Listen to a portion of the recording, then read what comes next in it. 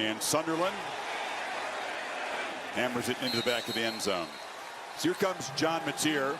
Game one, chance to get baptized against FCS Illinois State. It's a good FCS team, but it was pretty easy pickings after the first couple of drives misfired. He got going 30 of 37, Kirk. Close to 400 yards. Did over an interception. Also ran for a touchdown. Most important thing, third year in this system. You know, he follows Ben Arbuckle over. Great timing and anticipation.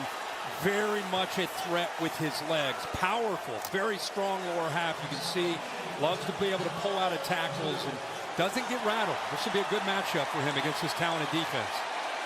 Empty backfield on the first play. And it's the quarterback keep, but he's dropped in the backfield. Derek Moore, one of those guys that goes back to Michigan's championship team in 23, came off the edge quickly. You take a look at our impact players. Jaden Ott, who did not play. He's a transfer himself, coming over from Cal. He is healthy and able to go. He's in that first play. You'll see Lewis 9 on the outside. Big game last week. Derek Moore, who just made that play, Chris. Leader of this defense, the captain, 15 in the middle, Ernest Hausman. 5 receivers again, empty backfield. Michigan rushes 4. It's here on a slant and a miscommunication. It was thrown behind Deion Burks, and it's a quick 3rd and on now. Yeah, I think Ben Arbuckle just wants to see his quarterback and the operation just kind of settle in. He's going up against Wink Martindale, one of the top defensive gurus in this sport in the NFL for many, many years. Only a 33-year age difference. Yeah. This Michigan defense is athletic, disguise well, and play fast. Mateer from the pocket, right down the middle, and it's catch made on the one-handed grab by Jaron Kanak. And Kanak, the tight end, makes a beautiful catch, 31 yards. Chris, he does a really nice job of working from here in the slot. Look how he's sitting at safety split. What a throw on the line there. There's a great job by the former linebacker, Kanak, getting his hand up for that catch. They'll play with tempo. Depending on how things are going, they're not going to go breakneck speed. They lose 4 in that play. The catch made by what a Satania. Catch here with that left hand to go up. I didn't know if he could bring that down and then to be able to hold on to that as those split safeties submerge, and he holds on for that first down on 3rd down. And then Michigan steps right back up against the tempo you referred to, with Hill making a heck of a play. Behind the 6 on 2nd down. Throws into traffic and a screen, and that's Satania again. Gets back about 5 yards. It'll set up 3rd down long again. Now Michigan identifying these threats of these quick throws and these screens, dropping it really 8 or 9 that time within 5 yards of the line of scrimmage. Free play, ball toss on the sidelines. Burke makes the catch. Deion Burks is down inside the 25. Michigan jumped off there. 21-yard gain. Offside. That's number 44. The penalty is declined. The result of the play is a first down. Mark Wazowski in charge of this Big Ten crew tonight.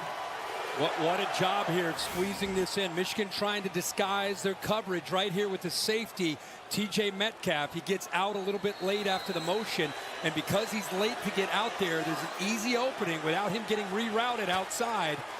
Easy to squeeze that one in with the safety coming over late and the receiver not getting jammed at the line of scrimmage.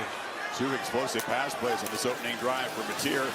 Design run, makes a move, zips another tackle, shows his maneuverability there, picks up about 8. And this is what we talk about, the threat with his legs, especially they get down to the red area. You got to always be aware of this. If you're a linebacker, does a good job of disguising that, gives the lineman enough time to be able to pull around and be able to affect that play. Handoff inside, and again, the negative play on 1st down. Trey Williams swarming the backfield, knocking down Ott. And keep in mind, this is a Michigan defense that had 2 of the better defensive tackles, interior defensive linemen in the country a year ago, and Mason Graham and Kenneth Brandt, both off to the NFL in the 1st round. So Trey Williams, one of the young men who will try to step in to help out. Number 0, the transfer from Clemson. You have Rayshawn Benny's in there, Trey Pierce, Damon Payne, who transferred over from Alabama. So a lot of bodies in there that they'll rotate. 3rd and 3 in the red zone here. That's Kanak in motion. It's a run from Matier all the way, leaning right near the marker. It's going to depend on the spot. Ernest Hausman got him down, the leader of the linebacking core. Michigan doing a pretty good job. They were spread all over the field there. Good job of getting off of blocks. They didn't have the numbers, but Payne, 44, made the play there, getting off of that block. 4th down, they're going to go for it here. Yep. They need just about a foot, it looks like. Javante Barnes, number 2, senior running back in the backfield. 2 tight ends.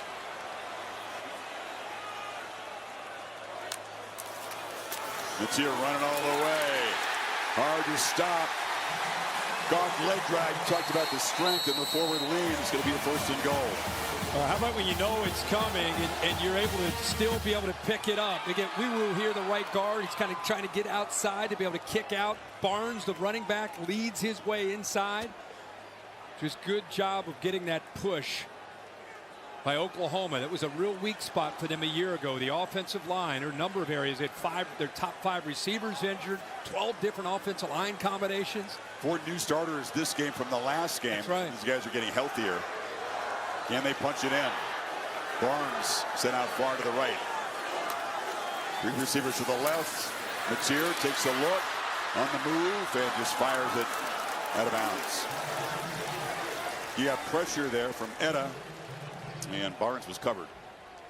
There's the experience coming into play. Don't do anything crazy. No reason to force that. Steps up into the pocket, gets away from the pressure, and then just throws it away to live for that next down.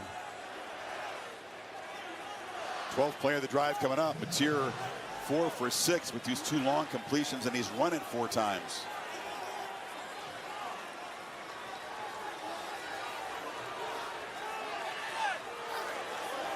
Red zone, not an area of success last year for this Oklahoma offense. Pop pass. Burks turns the corner. Deion Burks. Touchdown, Oklahoma. What a drive to start this game.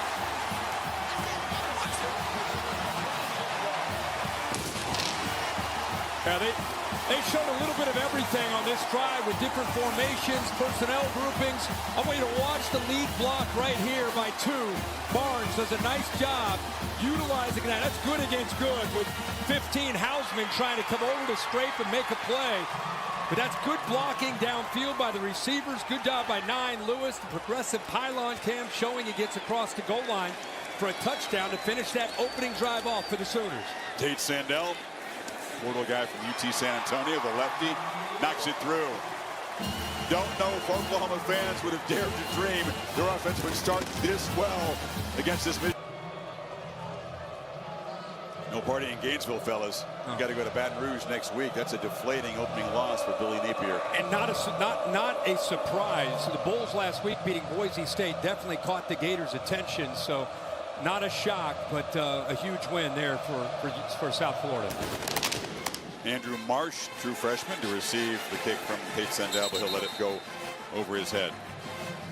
Here is Bryce Underwood, winner in high school, 50-4 at a couple of state championships. Early on, committed to LSU, and then Michigan made a serious investments. A lot of people involved in that, and then convinced him to come play his football in Ann Arbor, come back home. Yeah, and has really stepped into this role with high expectations. Last week could not have looked any more in command, played with tremendous poise, decisive, getting the ball out of his hands quickly. There's a little smile. He is not overwhelmed at all. Let's see how he plays, not just in the atmosphere, but against Brent Venables' defense. 6'4", 228. Didn't run last week, but that's certainly part of the repertoire. Hand off to Justice Haynes. Transfer from Alabama. Impact players when Michigan's got the football. Yeah, Haynes in the running game will be a big part of their attack tonight. Donovan McCauley, the transfer from Indiana. Big, tall, rangy receiver at 6'5", can make plays into the boundary. R. Mason Thomas, one of the best pass rushers in the SEC, if not the country, 32. And then Kip Lewis, 10. One of the great leaders on this defense. You'll see him in the middle, roaming around, trying to make sure everybody's on the right page, as he's doing right now. Haynes got 4. Monster debut for Michigan, 159 yards against New Mexico. They fake it to him. Underwood on the run. Has Semaj Morgan wide open. The slot receiver worked free. Big gain out near midfield. How about that throw? You want an easy throw to settle in? Use the motion. They didn't communicate. So once he gets around and over top of that edge player, look at all the room because of the miscommunication. Good job with late motion by Chip Lindsey's offense there to open that up, and he's a real threat when he gets out in space. Yeah, you saw all those Sooners on looking around, pointing at each other, not ready for that.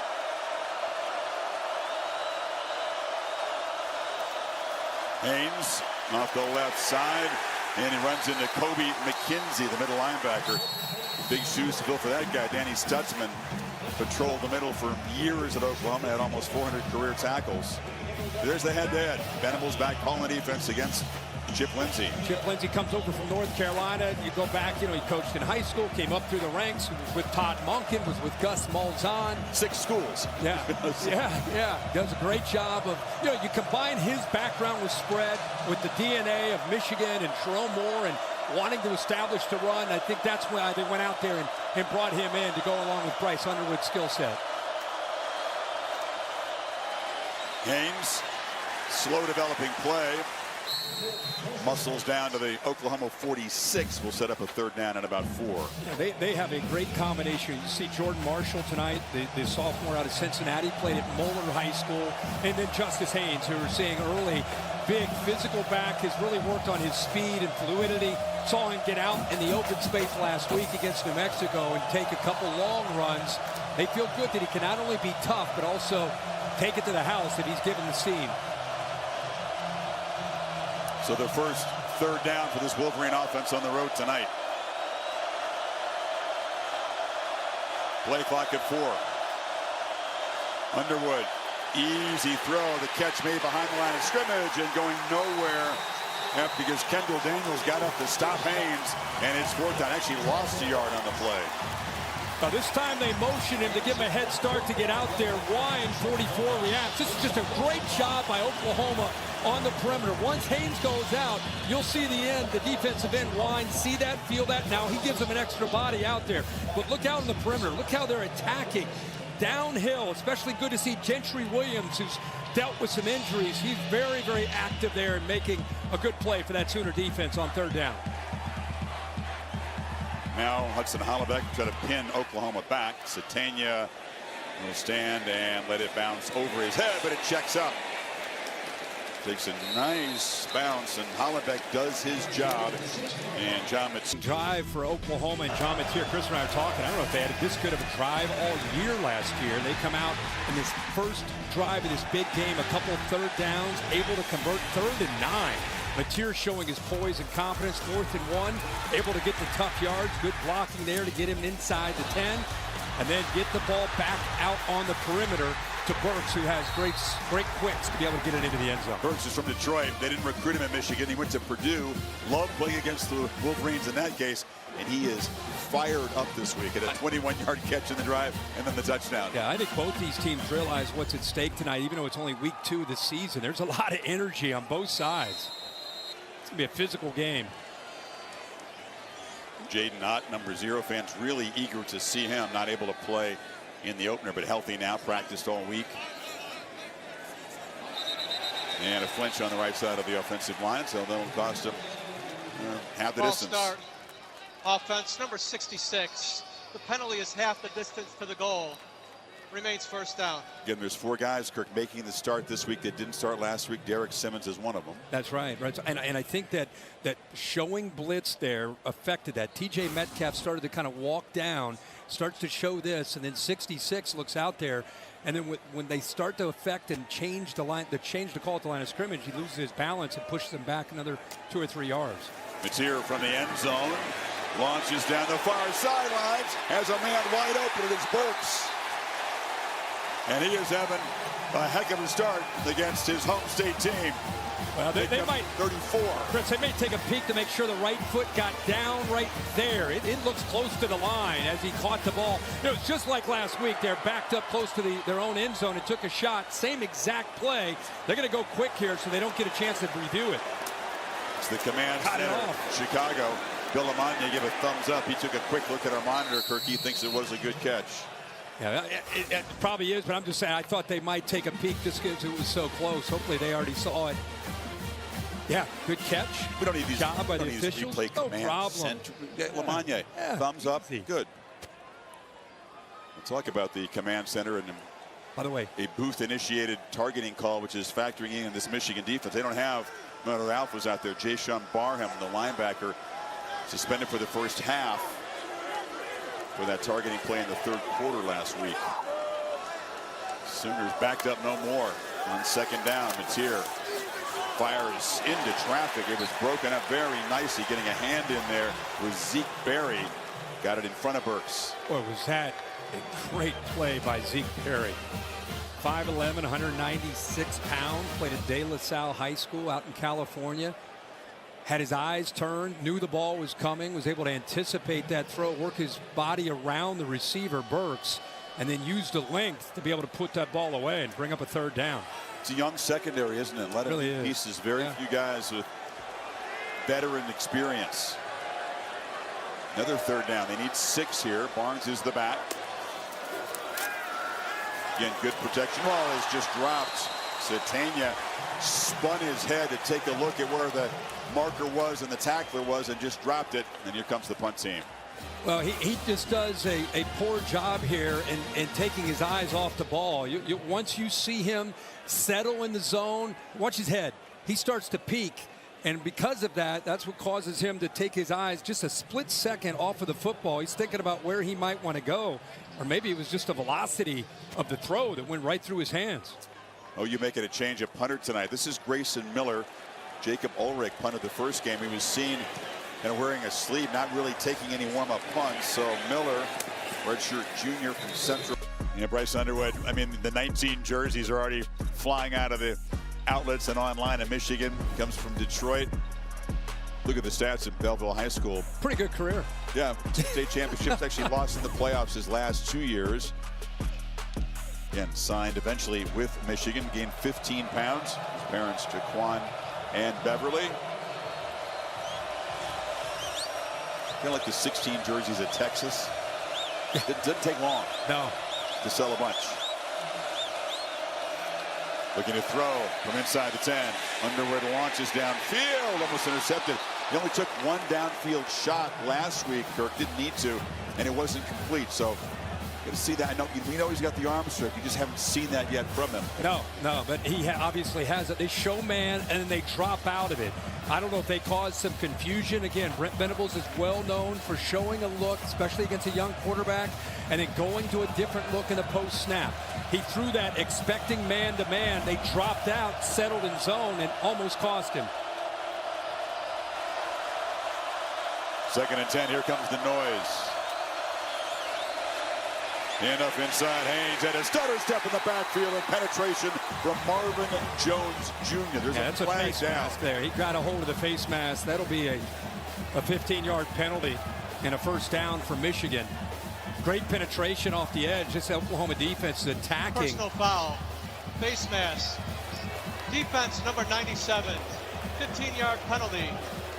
Automatic first down. Tried to let go like I didn't get it, but Yeah. damage was done. Yeah, our Mason Thomas, 32 on the other side, gets most of the attention, but with picking up Marvin Jones through the portal, he's effective. You could see his length that time. Right after he did it, he pulled his hand back like, nope, wasn't me. But very obvious, officials on top of it. Michigan catches a break. That would have been 3rd and long without that penalty, so they pick up the first down. Marvin Jones Jr., of course, a legacy recruit at Florida State. His father is a legend. J.J. Jones, remember him? Man, great player. Haynes bounces off people, and he's wrestled down after an 8-yard gain. He's got speed, toughness, versatility. Best running back debut for a Michigan player since 1970, what he did last week. Because I love Justice Haynes. I love what they do in the backfield, but honestly, man, Jerome Moore brought back physicality with Jim Harbaugh in 21 and 22 when they won the Joe Moore Award. Runner-up in 23 when they won the national title. Last year, starting all over with a lot of new faces, they took a step back. Boy, is it good to see them establish the line of scrimmage on runs like that. Here's the reverse. McCulley will be trapped. Sooners not fooled. It's a big loss. Kendall Daniels, Kobe McKenzie sniffed it out. He'll lose 6. That's just a great job of discipline by Daniels and McKenzie out here on the edge. Does a good job. Instead of chasing, they come back. They're not surprised at all that this ball ends up coming back that way. Almost based on the look pre-snap, doing their scouting report, doing their film study. They're not surprised. They're waiting for McCulley to come around the other way. Now it sets up a 3rd and long. Second, 3rd down tonight for this Michigan offense. They did not convert the first time. Sooners rush 4. Underwood has a lot of room. And now throws late. Catch made by McCulley. And he's galloping down deep into Oklahoma territory. So they gave him a lot of space. He took off. Left the receiver alone. Yeah, they sat back in zone, Chris, and this is the one thing about his ability is on 3rd down, he can threaten you with his legs. The defense here is expecting he's going to run, so they end up biting on that, and a good job of keeping his eyes downfield. One defender should have stayed with the receiver. One should have tried to take away the threat with a quarterback run. Instead, both come up, and it makes it an easy throw with the recognition there by Bryce Underwood for that conversion. McCulley, one of the new pieces in this Michigan receiving corps, injured last year in Indiana, but had a monster year a couple years ago for the Hoosiers. Heavy traffic. Haynes nowhere to go. David Stone and others. Chris, you know, you watch him, and America's just starting to learn and watch him play in person, you know, and on their screens. He is a guy that prefers to sit in the pocket. Like, he is a pocket passer that happens to be very athletic, and he can get out and do things if you're going to open that up. But make no mistake, he is a pure pocket quarterback that is a guy that has the ability to hurt you when he needs to with his feet. 3 of 4 in the early going. Haynes in the slot, caught the ball, and Kendall Daniels hammered him immediately. It's another loss of 5. Max Bredesen, who usually is a great blocker, I don't know if he just passes him off, but he lets him get by, and boy, did he time that up perfectly. That's the second big play we've seen from 5 into Crimson. Big time hit, timed up perfectly, and they push Michigan again deep behind the sticks on 3rd down. Did well to hold on to the football, but yeah, they need 14 this time. Remember last time they rushed 4, sat back in zone. Let's see if they do the same thing or they dial it up. Jordan Marshall's in the game. It's deflected off the hands of Morgan just as he was trying to turn upfield and drop. And Michigan will stall after a promising drive. It's tough against any defense, but let alone a Brent Venables defense. When you get behind the sticks, you get to those 3rd and 8s, 3rd and 10s, 3rd and 14s. Defense is flying around with confidence. Even if he's able to secure that football, there's just too many jerseys around him. Not much of a chance there at all. They're all over those underneath routes early on. Oh yeah, flying around. Satania back. Hollenbeck will try to duplicate the punt from earlier in the quarter. And he pinned Oklahoma at the 5. High kick. And this one's going to bounce in the end zone. So not as well executed. Touchback. Final minute of this first quarter. Talk about Ben Arbuckle. It's been a quick timeline. 5 years ago, he's coaching high school football, but he had one of those minds. It was spotted Western Kentucky. Bailey Zappi broke some FBS records for yards and touchdowns when he was there. Cam Ward, brilliant year at Washington State, and John Mateer was a backup for 2 years, and then the package deal. They hired Arbuckle first, and then Mateer came along after that. Yeah, and he is, 29 years old to be the offensive coordinator. Wild. At Oklahoma, and like you said, in high school football just a few years ago, and he likes to look at his defense. You know, he likes to spread defenses out and be multiple, like most people do. But he got out of college in 2018. I know. Is that trippy? Yeah. Mateer on a slant. That catch is made by Keontez Lewis. Another guy had a big opening game, picks up 18 there. Mateer looks good. Yeah, that's just great timing. He gets back to the top of his route. It's a little sidearm throw, but look at the accuracy. Perfect time there for Lewis getting into the middle of that defense. Another throw in the middle of the field, but it's intercepted. He overthrew a man of T.J. Metcalf's waiting for it. So a very sharp start, but a mistake gives Oklahoma the first takeaway of the night. Well, we're just talking about his accuracy and how comfortable he looks, and this time, this is just a matter of him just missing. He loves the in-breaking routes. We saw that last week.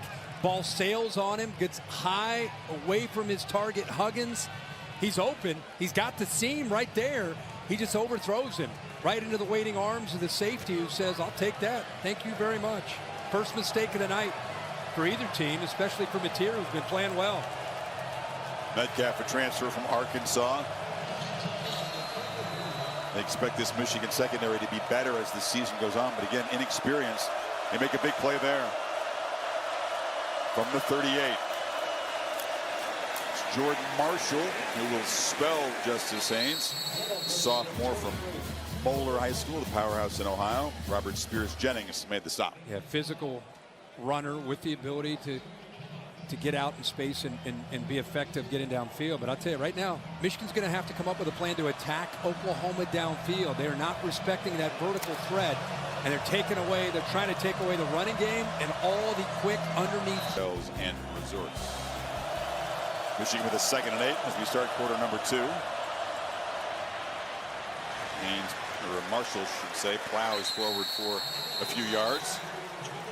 Samaj Morgan back out there. He was in the medical tent briefly. Took a big shot last offensive series with the Wolverines as an incompletion. From the left, Reggie Powers, bang, right there. And watch this as he tries to get up. And this guy's a playmaker. He's a little woozy, tries to come up, goes down. So he goes immediately to the tent to be evaluated by the Michigan medical staff.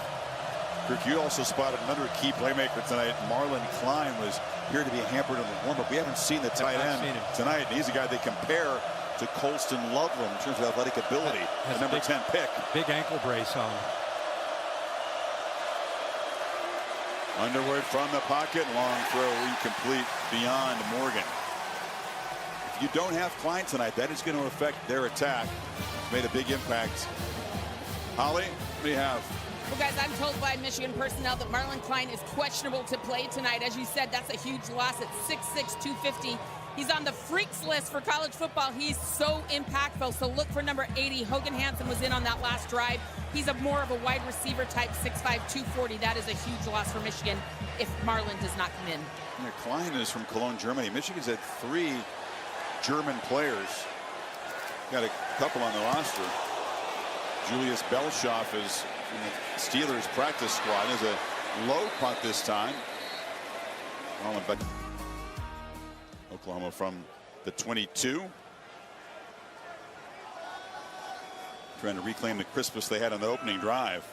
Impressive run pass mix, converted 2 third and longs and a 4th and 1 in that drive. Torrey Blaylock. It's been tough for both teams to run tonight, at least from the running back position. Yeah, it's been tough. Wink Martindale he believes in the depth that he has, and right now he's showing that. He put Nate Marshall, who's a true freshman, 94, into the game. You got some other linebackers, Cole Sullivan, Jimmy Rolder. Derek Moore is now taking a little bit of a break with Marshall, who they have really, really high hopes for what he can become. 33, Dominic Nichols on the other side. So rotating some fresh bodies in up front for Michigan and the linebackers and the ends. 2nd year, of course, for Martindale, coordinating the Wolverines after 20 years in the NFL. Matier slings it across the middle. Man, the catch is made at the 30-yard line by Satania. He's a couple yards short of a first down. It'll be 3rd down. Need about 3 here. Seems 2 of 4 so far. Blaylock motions out, empty backfield. Not a lot of pressure from either defense so far tonight. No, and not much of a threat. You mentioned the running game. Like it's not even a factor. It's almost not even on the mind of Oklahoma at this point.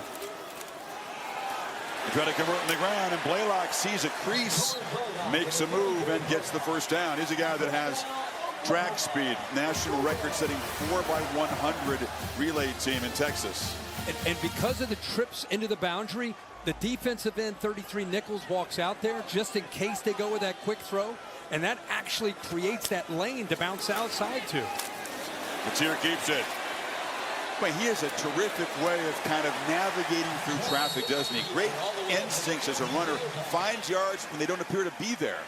And there, he's just reading Cole Sullivan, the middle linebacker. I thought he might get tricked there and hand that ball off, but does a good job of staying on the ride. Linebacker collapses, and you're right, he's so elusive. He's got the mix of power and then the backyard football, just natural savvy as a ball carrier. Definitely a willing runner. It's a big part of his game. Again, 7 straight games with a rushing touchdown. 2nd and 5 is an option look, and the pitch to Blaylock on the edge. Old school Oklahoma fans will like that. Not exactly the wishbone, but it's reminiscent of the Switzer era. First down again. Holly. Well, guys, he's got such great feet in the hole. John Mateer as a quarterback. And there's a good reason. He played baseball all the way through his senior year of high school where he was a shortstop. He said, you know, I didn't have the speed as a pitcher to go that route, but he is really good with his feet. Not only that, but he squats 470. Trying to run the football now a little bit. Mateer's really been the one carrying it for the most part. Got Blaylock involved here a little bit here on this drive. Oklahoma running backs, Kirk, just 6 carries for 15 yards. Sidearm sling, the catch made by Burks along the sidelines. Short gain just into Michigan territory. Another 3rd down coming up, already the 6th 3rd down for OU. You mentioned Michigan's youth on the back end, Chris, with Hillman going down. Remember Rod Moore, who's the veteran and really the catalyst on the back end. He's still yet to be able to come back. So there's a look at Hillman. Mason Curtis comes in, rangy, 6'5", about 211-pound sophomore out of Nashville, went to Ensworth High School.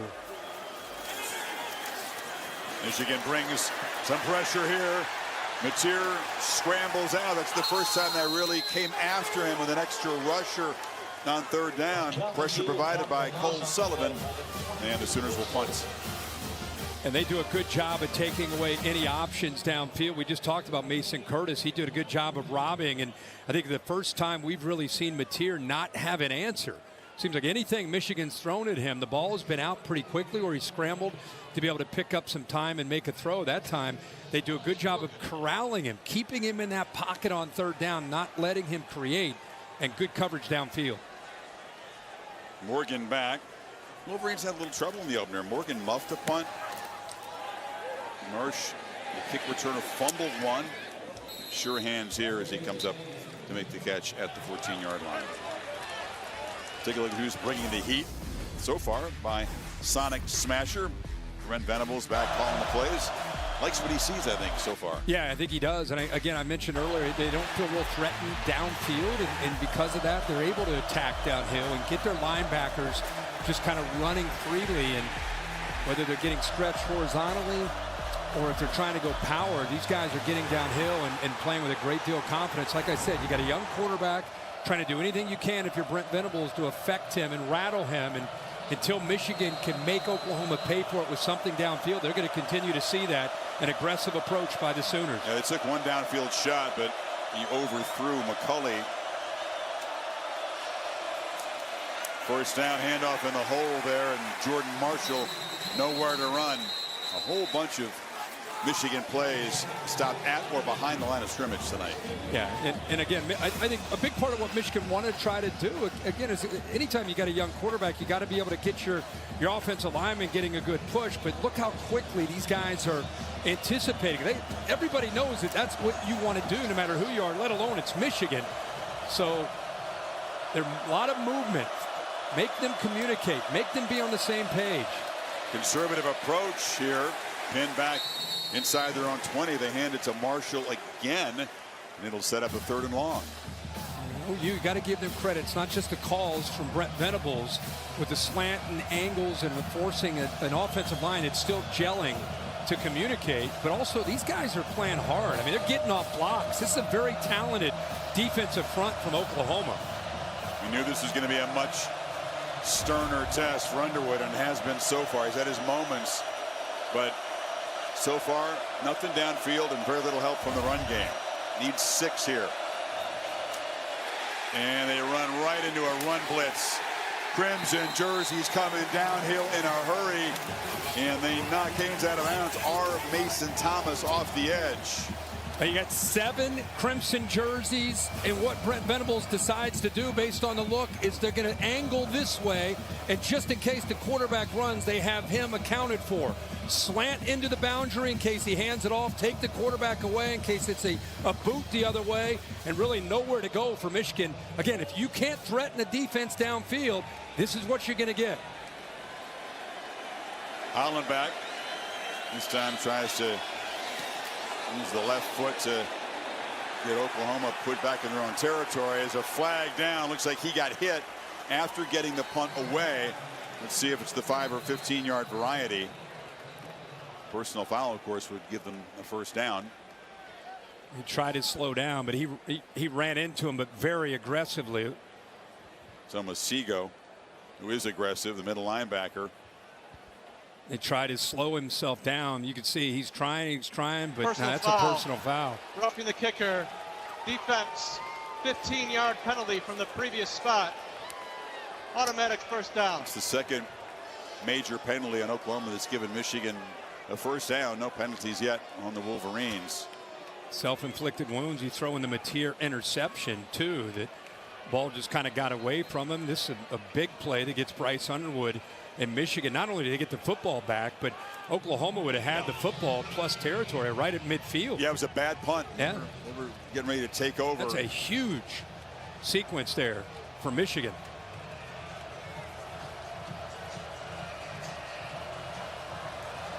Can McCauley get downfield? Can somebody get downfield and win one-on-one?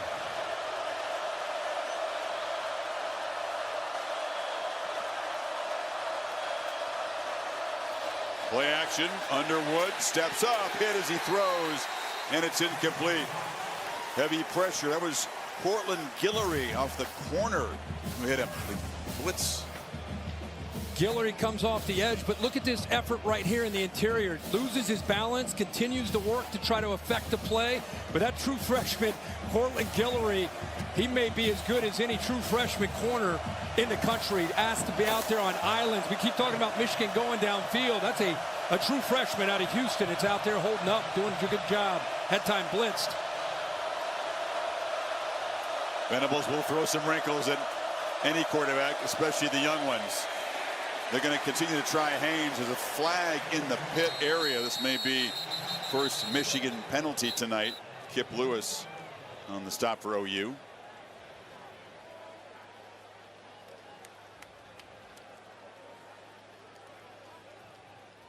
Chip Lindsey's being patient with this run game in early downs, isn't he? Yes, he is. Holding defense number 52. 10-yard penalty. Automatic first down. So it's the defensive lineman, Dominic Williams, called for a holding. Don't see that called a lot. No, you don't see that hardly at all. It's right in the middle, nose guard. See what they see there. Good question. I mean, he's grabbing a blocker's jersey there. Yeah, they do that every play. Bill, what do you have there for us, sir? The defense is allowed to grab the offense if they're making a legitimate attempt for the ball carrier. You can't pull a guy out of the way to let your teammate get in there. That looked pretty good to me. Pretty clean. But another penalty gives Michigan a boost, and that's the best first down run they've had tonight. Williams on the force out there. Well, they were able to get to the edge because of the left tackle. Evan Link was able to sustain his block and finish it. Good job of using leverage there and then his strength. Pick up 8 in Oklahoma territory. Crowd booing. This drive completely, well, it was prolonged obviously by the roughing the punter, but aided by that holding call.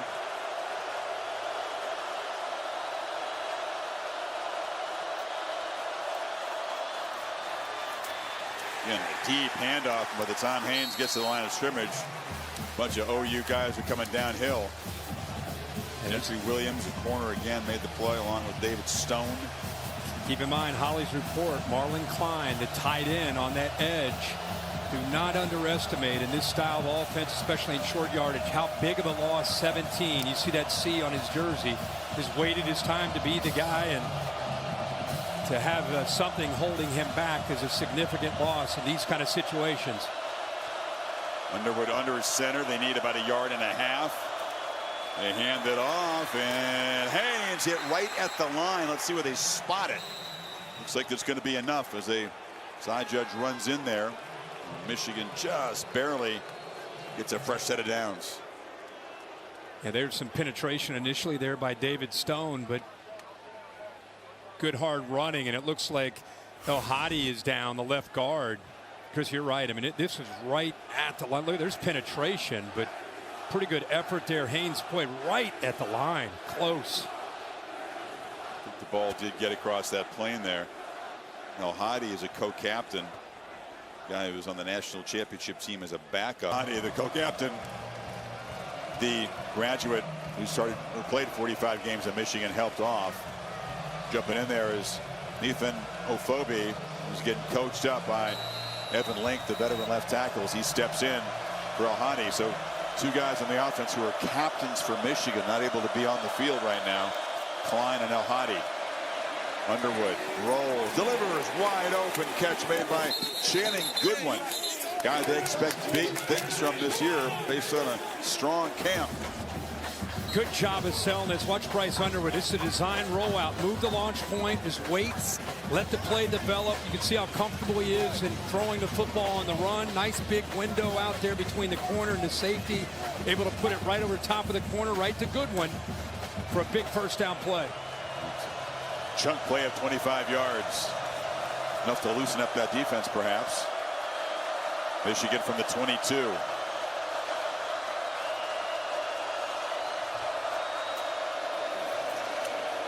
Haynes, another first down run, but Kip Lewis is waiting right there for him. Picks up a couple. As a play Jim Harbaugh would love. I think they had 7 offensive linemen in the lineup that time, with an unbalanced look to the left side there. First and 10. Yeah, first and 10. Hey, Tro Moore and Jim Harbaugh, kindred spirits. They love to win that line of scrimmage. And like I said, this is an offensive line that's trying to reestablish their identity after a year ago. Haynes again as the Sooners crowd the line. They get a couple blocks on the edge. He makes a cut and runs through a tackle down inside the 15. McKenzie got him down, but it's going to set up a 3rd and short. But what a job here responding to the opportunity after that block punt, or the roughing the punter that gave them a new set of downs. They've taken full advantage of this, driving this ball deep into Oklahoma territory. Wearing down this Oklahoma defense, perhaps 12th play of this drive coming up. Another 3rd and short.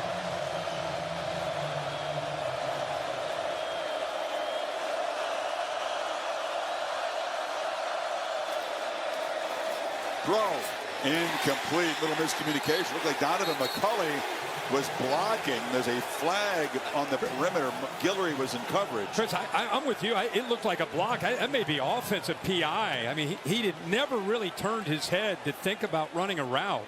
Just depends on if the officials thought that the corner, Guillory, locked up with him initially. But look, I mean, he's never turning to try to find the ball. That's straight up a block. He was confused about what was going on with the play call. That should bring be in Phil Lamagna in this one. They're conferencing down there, this Big Ten crew. The onus is on the offensive player, and he went right at him. There is no foul on the play for pass interference. 4th down. So that miscommunication on a 3rd and 2 will send out the field goal team. We've seen enough from this OU defense. Haven't had a ton of success. A little surprised he's not going for it, though, on 4th and 2. Am I surprised? Yeah. I think at this point, in a game that's going to be a low scoring, probably 1-possession game, you need points. Well, Dominic Zavada usually gets points when he goes out there to kick field goals. And they get the ball to start the second half. He's an All-American kicker. Bombs him from 50-plus easily. This is a chip shot of 32 to get the Wolverines on the board. And he hooked it. No good. Don't tell me the announcer. Oh, He definitely my God.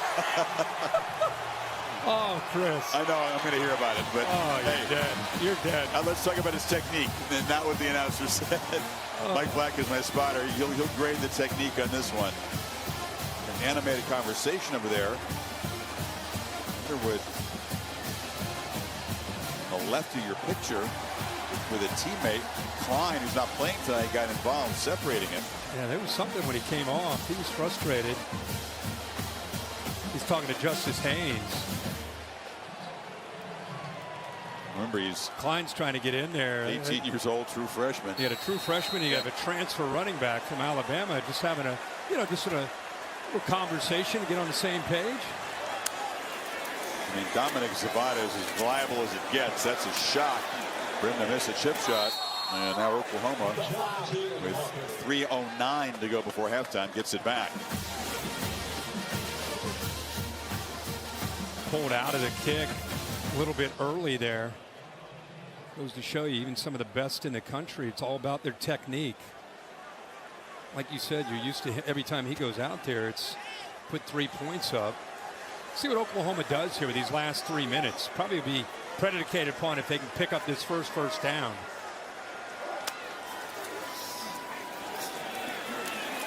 And Jaden Ott. Short gain. Brandon Hillman, by the way, back in the game for Wolverines. Made the tackle on that play. Michigan all 3 timeouts, have the 2-minute timeout as well. Good to see Hillman back out there. He's been flying all over this field. You're talking about a physical safety. Man, he is laying the wood on these running backs and receivers. Made a pick against New Mexico when they were only up 10 in the third quarter on a deep ball. It was a key play in that opening win. Flag down, ball pitched downfield over the head of Deion Burks. Yeah, there was movement up front by Michigan. Looked like 95 Trey Pierce.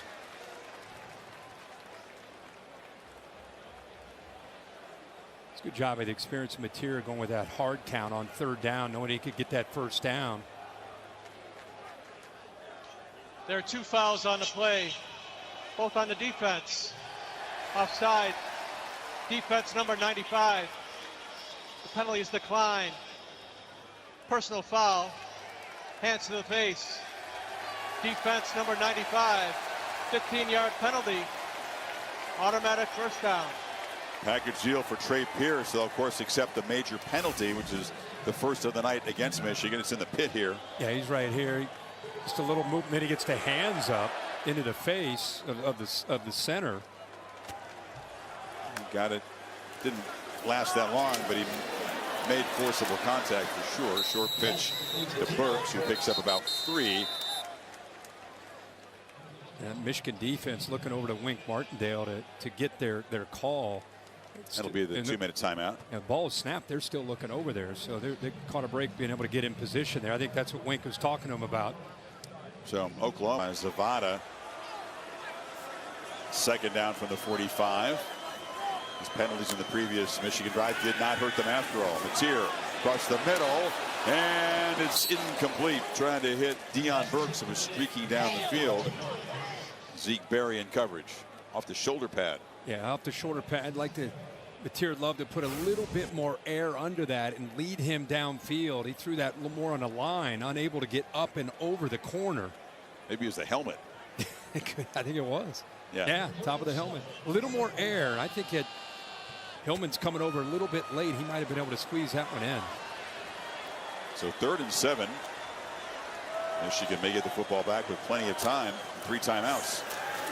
Mateer throws a dart complete. First down inside the 45. Keontez Lewis. This is where the continuity and experience of an offensive coordinator who comes over with his quarterback, you get in, still feel like you're comfortable in attack mode here at the end of the half. Barnes breaks the tackle, bouncing off people. Javante Barnes, a tough run, rips off about 9. They're inside the 35. Clock still running. The counter play where they pull that right guard and right tackle, that opened up nicely, but effective running and great balance that time by Javante Barnes. Is spotted for a first down. Got all 3 timeouts, plenty of time here to work, especially in this style of offense with 3 timeouts.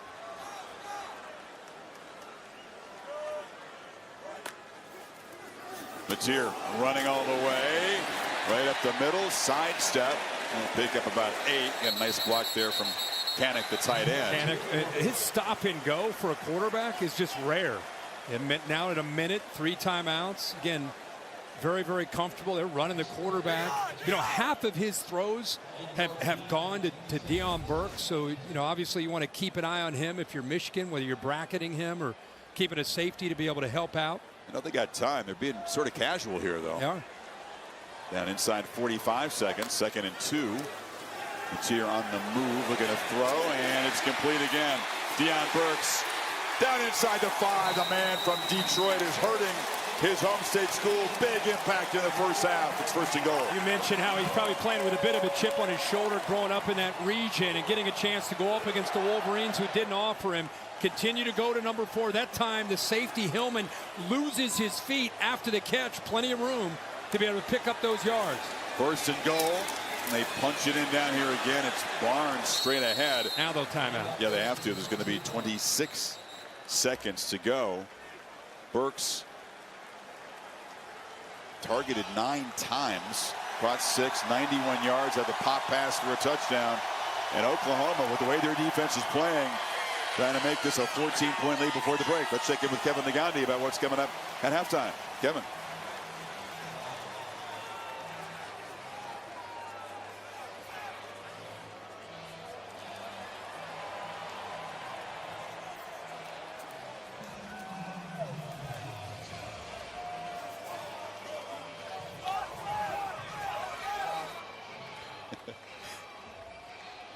Uh-oh. Uh-oh. Uh-oh. Uh-oh. Talk to me. Somebody said that on game day. That was going to happen in Starkville. That was my super dog. I hope Reese Davis is listening to that. You got to finish, though. I picked. You know, one reason I picked them? The Cowbells at night. That was it. Big sequence here. Oklahoma successful in the red zone before. They found Burks on that short pass. So we got 2 timeouts to work with. Trying to build his 2-score lead here.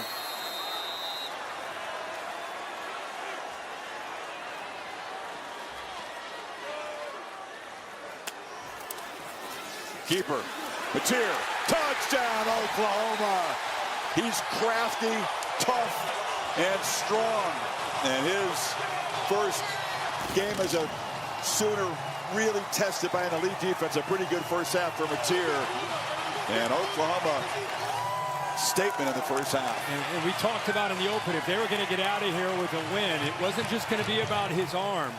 It was going to be about his legs, whether it was QB design run or his ability to scramble around. It's 9 times. Ben Arbuckle told us yesterday, I'm probably going to call it, I don't know, around 8, 9 times. But his first half already 9 carries. You know, that's 8 games going back to his career at Wazoo that he's had a touchdown run and a touchdown pass in the same game. That's a heck of a streak, longest active in the country. Now let's take a look at our AT&T connected clicker. See the safeties here and here, and he recognizes that. Watch how he has the instincts of a running back. I mean, that's taken away. Michigan doing a pretty good job with that defensive line. But watch the space open up on the backside, and he's able to locate that. That's just natural ball carrier instincts and good, tough running there. Nice job up front. Keep in mind this stat. Since Sharon Moore's been the head coach at Michigan, they're 9-0 when they have the lead at halftime. They're 0-5 when trailing at the half. Down 14, there's Ben Arbuckle fired up. Mateer. For a guy that just got here, looks like he's been here his whole life. You talked about the comfort level, the maturity.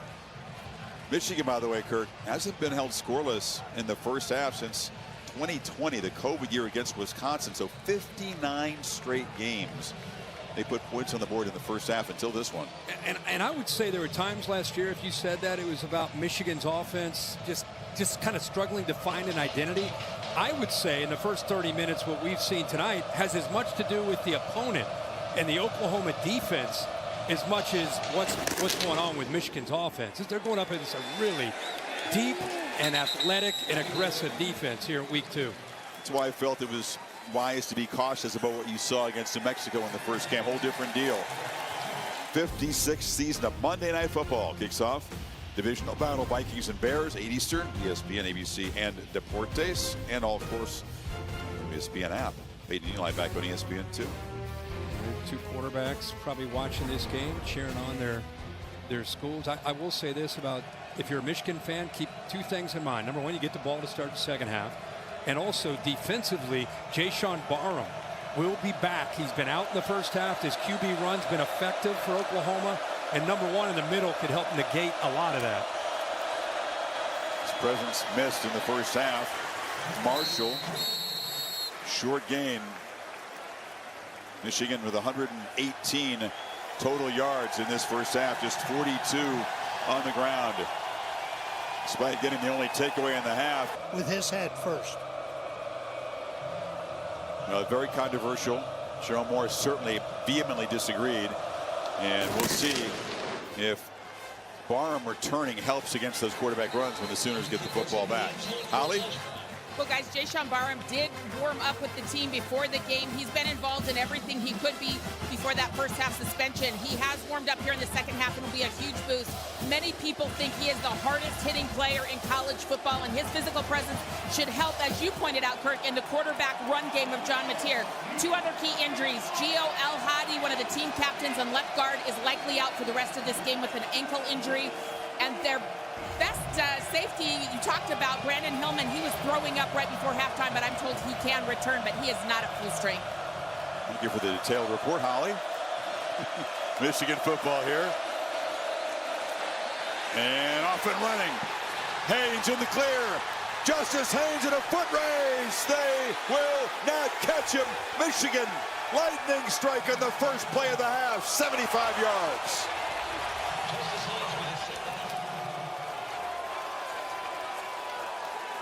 Contained all half, and they, in the very first play, create a look and get a 75-yard touchdown. Yeah, they go with that jumbo look again, that off-balance look, and had some movement before the snap. I don't know if that maybe affected the communication, but you got a couple backup offensive linemen, Blake Frazier and Lawrence Hattar, who were in there, and they ended up impacting the play on the backside. Justice Haynes, through a slow first half, an electric play that perhaps could turn this Michigan's way. He was brilliant in the opener. Yeah, let's take a peek at this. There's the movement, Chris. Look, there's the two backup offensive linemen. Remember, Klein is out. They're starting tight end, so their answer is to get some of these linemen. They're on the left. They're going to run this to the right, and then watch the cutback and watch how they sustain their blocks on that side.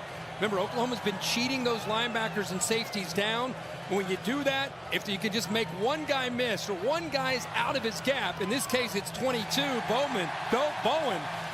And you got it back, as we've said, with Justice Haynes, who's always been known for his powers, worked on acceleration and that long speed. We saw it last week against New Mexico, and you see it tonight, first play of the second half to get Michigan back into this game. One of the things skilled position players do in the offseason, they do that speed training. It's arduous work. Just trying to add a little bit more burst. He had a 56-yard run in the opener, and now the longest run for Michigan in 3 years right there. Yeah, and like I said, Marlon Klein out. Frazier and Hattar come in. That jumbo look. Trying to create that extra gap for this Oklahoma defense to have to account for.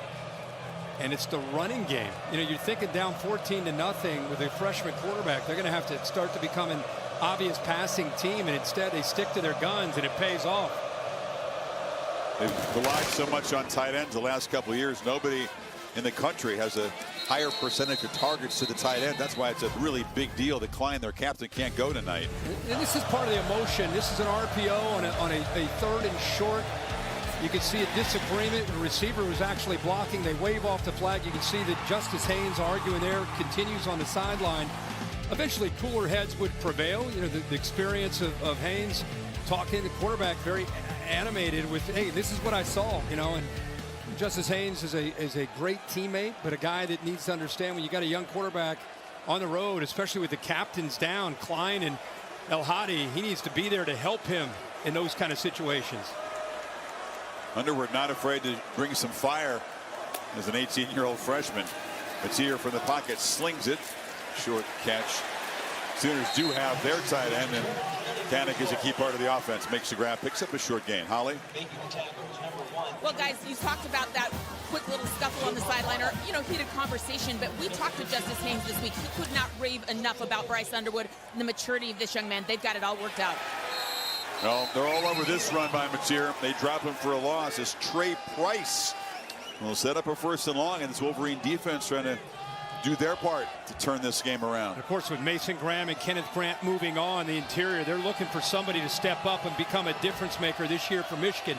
They're very high on what Pierce can do physically. That time makes a big play on 2nd down. Sooners had an edge in the first half on 3rd down, converted 2 3rd and 9s in their opening touchdown drive. They need 8 here to get this drive going. Michigan brings some pressure. Ball batted in the air and incomplete. They came after him that time as Martindale dialed it up. Derek Moore actually got his hand on the football. A quick 3 and out. But right away, you think that Barham on 3rd down, they love to bring him off the edge. He's lined up where we just showed you before the snap. But instead of bringing him with pressure, they drop him. They bring the pressure over here. And watch the good move by Ford, TJ Guy. A little stutter, moves to the inside, completely flat-footed, the true freshman left tackle. It's Joe Taylor back to receive the punt. Grayson Miller. Quarterback runs a big part of their success in the first half of the Sooners. Been a crowded defensive front that time. Fielded on the hop and start the half. A quick 3 and out. Wolverines operating now from their 26. Crowd trying to come back into it. They were stunned by that burst by Haynes. Right through a defense that had been very stout in the first half. This time he's going to be wrestled down in the backfield. Marvin Jones Jr. got there in a hurry. Well, he is having an effective game off this edge. Man, he is playing with suddenness. Watch him get off the ball. Watch how quick he is. Keep in mind how rangy and athletic. On the outside, 6'5", about 265 pounds. Started at Georgia, went to Florida State. Now here at Oklahoma. Just collapsing right away. Big smile on the grill. He was a top 100 recruit out of high school. Yeah. Signed to Georgia.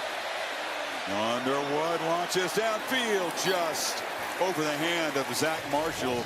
Tight end trying to step in for Marlon Klein tonight. Another downfield shot, just a little overthrown. Yeah, and it's a great call coming off that big run where they had kind of a similar look, play action, get him on the edge, away from the pressure.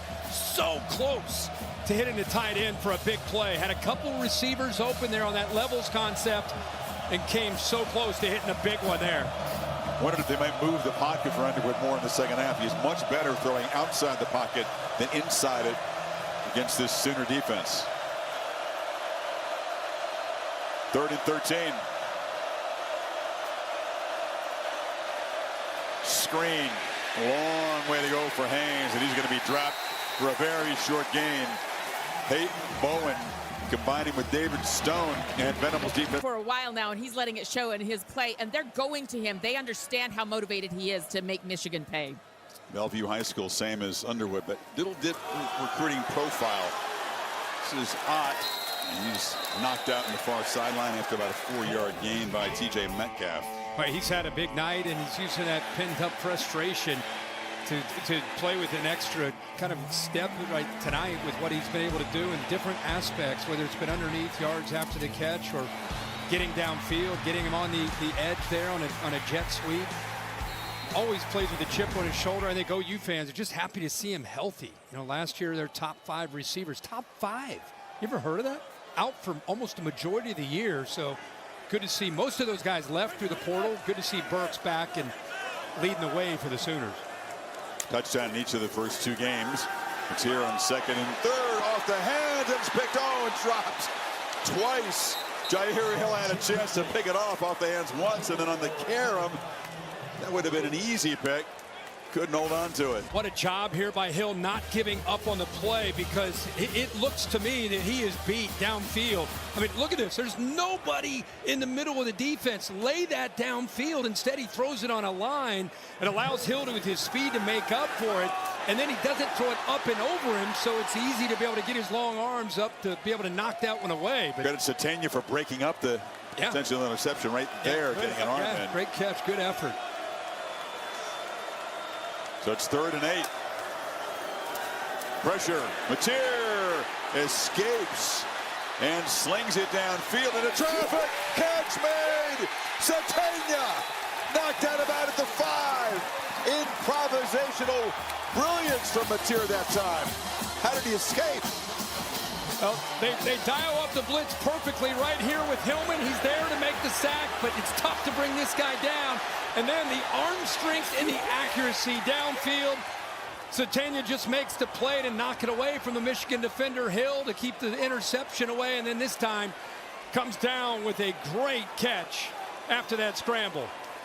You're right. That's back-to-back plays. You keep possession for your team.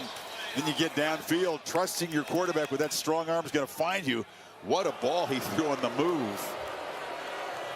Well, there's the leg strength that Holly talked about. What is it, 475-pound squat that Mateer has. When you're down on the field looking at him, you can see how strong he is. They're going to see. Here, if he stepped out of bounds maybe a little earlier than they marked. Just keep it going. And they're marking him out inside the 5. Still in there. That was close back there around the 8-9 yard line. Yeah, maybe the 14. Yeah, back further.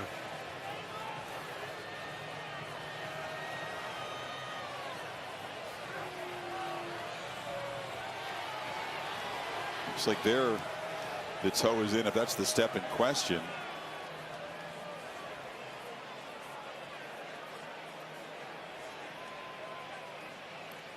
Ooh, defender trying to knock that ball out. He was away from his body. What a play, though, by Mateer. I mean, all the skills on display, right? The strength to get away, on the move, the arm to find the receiver downfield. Rest apply on Cam. Let's see if we get a definitive look. Well, the one spot is just that right foot back there. I mean, that's around the 14-yard line. That's the one that they're trying to figure out. Got to brighten that up. In or out. Yeah. Yeah, I agree, Chris. I mean, after review, the runner stepped out of bounds at the 14-yard line. It will be 1st and 10 at the 14. Okay, they saw enough, I guess, to rule him out of bounds. It's a 35-yard play, so not 1st and goal, but set up at the 14. Well, inside what we now know about Oklahoma's offense this year, well, with Mateer running this, the playbook is so open for Ben Arbuckle. But quarterback run has got to always be a factor, not just the creativity, but the design QB run gives you +1 on that defense. Blaylock is the back. Cannick, the tight end in the backfield, as a blocker. And Blaylock plows ahead, picks up about 4 to the 10. We're going right into the teeth of that defense. Barham is back in, #1, along with 15, Hausman. Can't be better in the red zone. Michigan player is now down. And Zeke Berry, had they spotted the ball the time that he went down. That's he came up in limping. college football. Yeah, right out of the pile. He was already injured. He tried to walk it off, and then eventually had to go down. This era of fake injuries, this was nowhere close to being a fake injury. No, I'm not suggesting, but they're trying to make it an emphasis once they place the ball. Then if you go down, seems let's keep an eye on him. Yeah, I mean, once he gets into the pile, I mean, right as soon as he came out of there, you could tell it probably got stepped on by one of his own teammates. Once he gets up, you can tell he's not feeling good. Right away, he's already reaching. Oklahoma in the red zone for the 3rd time tonight. The first 2 trips resulted in touchdowns. So Zeke Berry out. That's not a position that they're blessed with a whole bunch of depth at this point, Kurt. Now they brought Jaden Sanders into the game up at the top of the screen. They've got some injuries, not a lot of depth there. 2 tight ends on the left for Oklahoma. Blaylock is the back. Matier running all the way. Gets free. Matier. Touchdown, Oklahoma. That drive was all on the quarterback. And the Sooners stretch it back to 2 scores. Matier, we just talked about what a threat he is, and Kanak against Barham. What a matchup that is. It's a linebacker that's moved over to tight end and has a chance to try to help his quarterback out, because I was looking for one in white to make a play potentially on the quarterback if he decided to run it. And he got blown up there by Kanak, and a great block that sprung the quarterback loose. Another effective design run. It's always been a part of Matier's game. Michigan had to expect it. They haven't really been able to stop it consistently. 2 rushing touchdowns. I think they know the threat and what Matier can do. I mean, it's pretty obvious. He's good chance he's going to have his hands on the football. And this is who we really wanted to see what he could do down in this area. But watch this block and the job that 12 does coming around on his counter play. Bang, right there. I mean, he knows what his assignment is. He's a former linebacker, about 245 pounds. He knows how good number 1 is. Bang, what a play. Great blocking downfield, and quarterback's able to walk in for that touchdown. Yeah, he's a threat catching the ball. As a next linebacker, you know he loves the physical blocking. They say he's really a huge tape study guy. Takes every part of the job, all the details seriously, and he springs the quarterback, and Matier having a big night. I'm not comparing him to Baker Mayfield. Bake's probably out there watching, but I'm just telling you the energy that he can bring to this offense, to this team, to this stadium. It's contagious. It's a belief. And only watching him is the 2nd time in this uniform, but we didn't see this at all the last couple of years for Oklahoma. From the goal line, Marsh, the freshman, is going to be knocked down. Oklahoma fans wondered, we know he can play. Can he take a team and put it on his back when he has to make a play? Because Baker did, Kyler Murray did. I mean, you can go on and on. Jalen Hurts. He's quarterbacks they've had here. Pretty good run. Caleb Williams when he had to. Yeah. Maybe Matier has the makings of that kind of ability. College Game Day rerouted to Knoxville. Yep. On Rocky Top. Yep. Improvise and adjust. INA, as Lee Corso says. Strong chance that we were headed to Morgantown. They get upended down in Athens, Ohio by the Bobcats. You don't walk into Frank Sulledge Stadium. No. You expect to have your way. No. No, the Bobcats took care of the Mountaineers. So game day headed to Knoxville. Underwood under pressure on the move. Escapes. Flag comes in late as he's shoved out hard behind the line by Owen Heineke.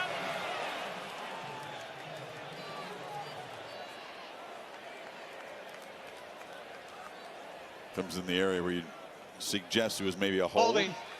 Offense number 70. The penalty is half the distance to the goal. Repeat first down. That's Brady Norton, the guard out there on the edge trying to make a block for his quarterback. Yeah, anytime the quarterback moves, and that's, you know, R. Mason Thomas, who, there's the grab right there. R. Mason Thomas, who we thought we'd be calling his name a little bit more. Haven't done a lot of it at this point, but because of how effective he is, the quarterback moves outside. He's quick to react, and all the offensive lineman could do there was grab on. One of the better pass rushers in the SEC last season, Thomas. He had 9 sacks. Kept in check tonight. Way behind the 6, 1st and 18 now. Crowd as loud as it's been tonight.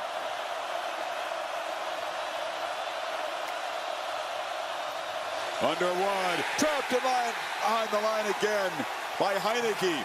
Back-to-back plays made by the backup linebacker for the Sooners.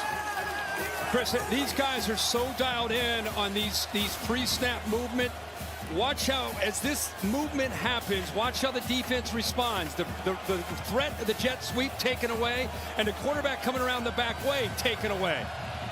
Nowhere to go on that play. Completely dialed in and prepared, and then responding in real time. Nowhere to go for Michigan, and they dig themselves a deeper hole. 2 plays have lost 13 yards. from the end zone. Underwood flips it underneath. The shovel pass is incomplete. Haynes was in the area. Might be better off that it wasn't complete. Grayson Halton, part of the depth of this OU defensive line, provided the pressure. Try to slip screen there to try to get him underneath, try to surprise the defense, unable to hit it. And Brent Venables calling this defense. We always used to have a lot of fun. We used to DC at Clemson, the get back guy, and all his intensity on the sideline and how fired up he would get. He's got it working tonight. This defense is very athletic. They've been deep, able to rotate bodies, and very well prepped to face this young quarterback in this Michigan offense. 3rd and 23. He's going to hand it off to Haynes. So the holding penalty on 1st down, the TFL, the incompletion, and the drive unravels quickly for Michigan. Halton again on the stop there. There was a point after that big run by Michigan, first play in the second half, that if you watched Oklahoma football in the Venables era, it was almost like a, oh no, here we go again type of feel, I'm sure, for their fan base. But they, to their credit, they've responded. They've got to stop. They put another touchdown up to answer, and now they get the ball back up 14. Holland back to punt in his end zone. Satania standing all the way up at the Oklahoma 45. And the lefty will drive him back to the 35. It's muffed on the ground. A scramble for it. Michigan comes up with it. A crucial mistake. The second takeaway tonight as Satania coughs it up. And Cole Sullivan on the special teams makes the recovery. Yeah, great job of hustling downfield. Cole Sullivan is an outstanding young prospect for Michigan out of the Pittsburgh area. Played at Central Catholic. Just a mistake here by Oklahoma. Cole Sullivan makes them pay for it. How do you get back into a game? You need to catch a few breaks, and the Wolverines capitalize. Can they capitalize after this big turn of events? That's 2 special team mistakes.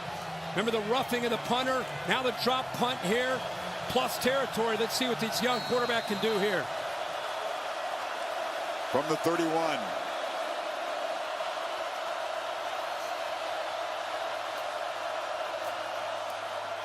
Haynes cuts it back, plows forward for about 4. You know, you're 21-7. You're on the road. Everybody in the world watching Bryce Underwood, wants to see every movement that he makes. And Sharon Moore and all of us are learning about him as we watch him. This guy is unflappable. He's in this scene. It's not been too big for him at all as far as the atmosphere. Now it's just about execution. Now it's about taking advantage of this opportunity. Let's see what he can do, and let's see who's going to help him out.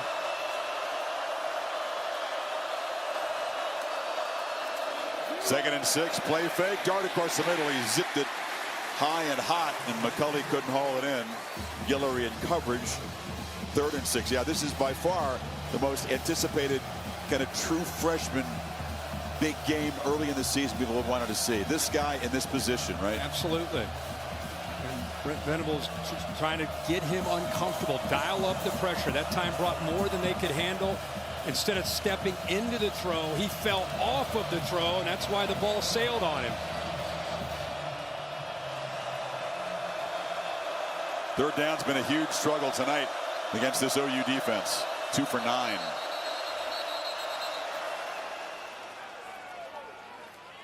And they'll spend a timeout. Leaders today in Gainesville. Guess who they got next?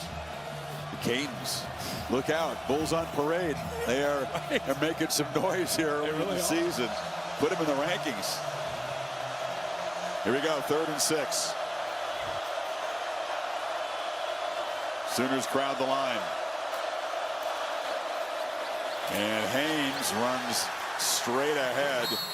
Kobe McKenzie stopped him short. Are they thinking 2 plays to get it? They're going to need about 3 here. I thought they might be with the play call, but instead they're bringing out the field goal kicker and looking for the 3 points. Don't say he never misses. Don't say he made 15 in a row. I know. How about one last year? How about I balance it out? He's got no shot.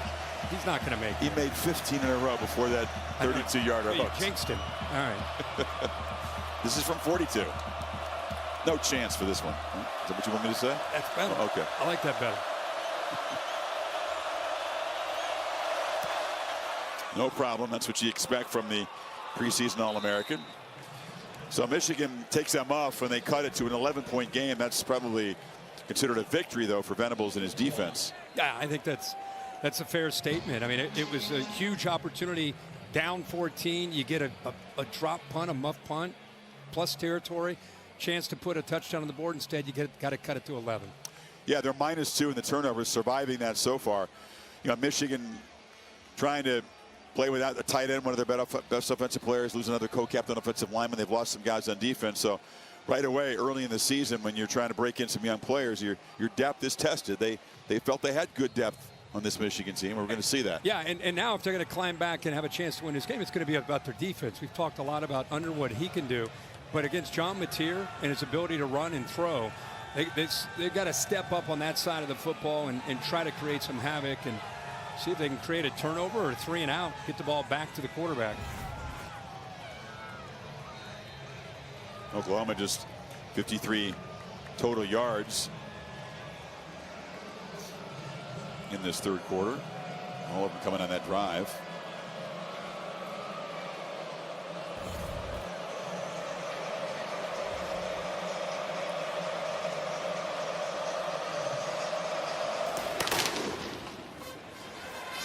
This is returnable for Ott. He bobbles it, picks it up, and he's going to be swarmed. All of a sudden, catching the football in special teams has become a serious problem for Oklahoma. They're going to be set back at the 7-yard line. And really, these blunders haven't quite cost him the way they could. But you're right, it's becoming a challenge here. Ott looked like he was, got underneath it. There's nothing there to affect that other than he just lost a ball. I'm sure that's going to be something that Brent Venables and the special teams crew is going to be working to improve. Doug Deacon is special teams coach. They made big improvement from the previous year when he came on board. But 2 misplayed simple plays have been potentially really costly. You're right, not so far, but let's see if Michigan get the stop. Get the ball back in good position here. That's Kanak, and he started blocking guys, bouncing off tacklers. Love an ex-linebacker playing on offense.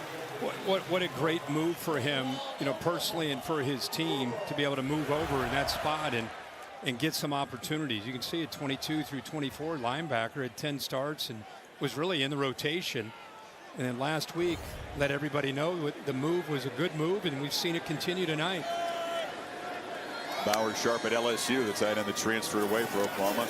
Their leading receiver a year ago. So definitely a void there. Seen Barnes, Blaylock, a little bit of Jaden Ott. Jaden Ott was almost as big a news as John Mateer coming over from Washington State. Ott from Cal, a transfer portal guy. Only has 5 carries in 6 quarters this year. And the ball deflected and almost intercepted. So once again, Mateer looks for one of those seam routes. That time Jimmy Rolder got a hand on it. With a backup linebacker, a veteran, been injured a lot throughout his career. Good job with that right hand getting up. First time really they said he's been healthy coming out of a camp maybe in 5 years, going even back to high school. Freshman corner Jaden Sanders is in there with the injury to Barry, a guy we haven't seen play a whole lot. Kind of brought him up from the depth chart. Forced into duty here on 3rd and 4. Mateer, they were thinking about running him. Michigan all over that. He hesitated, and coming in from his safety position was Jaden Mangum. And Oklahoma stops quick again. Well, they keep coming with this same blitz off this edge right here. He starts to cheat up, and this time he's coming in with a little bit of a different kind of approach. Hillman's come in there, and he didn't wrap up. This time you see the safety 3 come in with that same blitz and right away hits him, but then is able to get his arms and wrap him up to help bring him down. Good job, 33 Nichols also contributing to that sack. Morgan to receive Miller's punt. It's a good one. Got it up in the jet stream, drives the returner way back inside the 20. OU trying to track him down. Morgan at a little bit of a crease, but quickly closes, and they stop him at the 22. In the history of true freshman quarterbacks making notable road starts, Michigan's Chad Henne was a tight loss to Notre Dame. Like 2004, Matt Barkley, we were there in Ohio State when Trojans came in there as a slugfest, got the win. Jalen Hurts won at Ole Miss as a true freshman. We were also there. Yeah. No, that's not the Oregon game. That wasn't a road start. He beat Oregon. Neutral then he goes to A&M. Yep. And gets the road win. So Michigan from the 22.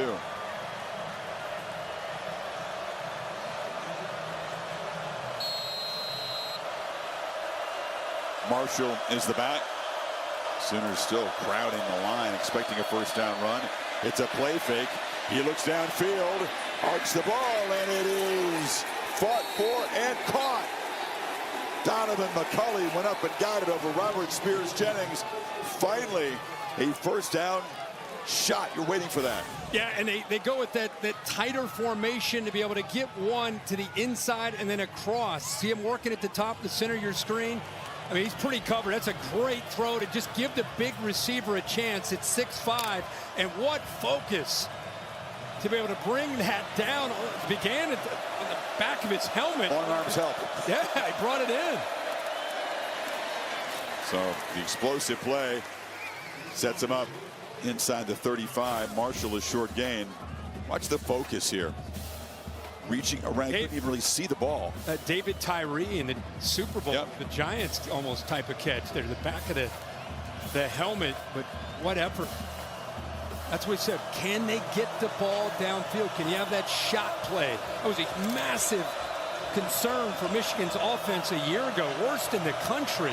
Only 17 pass plays over 20 yards. They needed that one. It was for 44. Marshall again. Sets up third manageable. Talking about not being able to get plays downfield. That's a big reason they went out and brought in Donovan McCulley. And through recruiting and the transfer portal, well, got a guy down, 70. It's Brady Norton.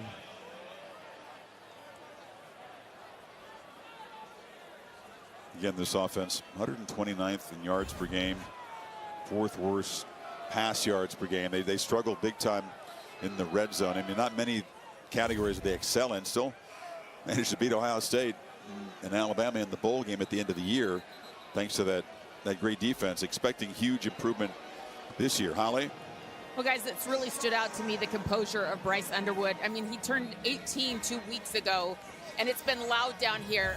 Sharon Moore told us that he put 2 huge speakers behind him at practice all week. It got up to 115 decibels, so it would calm the chaos in his head. And I'm just going to tell you, I haven't seen him look flustered a single time out here. He's operating this offense well, stepping up in the pocket. I just can't believe the composure of this young man right now. Trying to convert on 3rd and 3, Holly.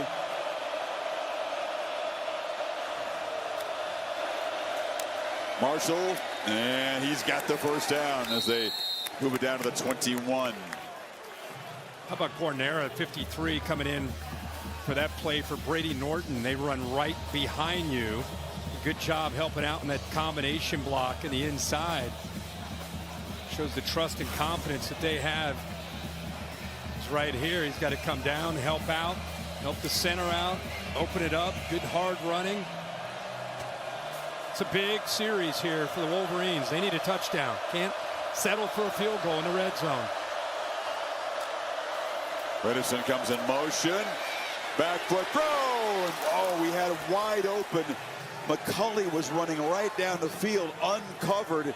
He threw it toward the pylon. Pressure came from Halton that time. Now the defender reacts to the ball in the air. If you really slow it down and watch as he releases the ball, he thinks he's going to the fade in the corner, but he's just kind of hesitating. See, once the ball's thrown, the defender reacts.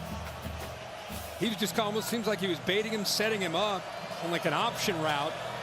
They're just not on the same page there with the quarterback.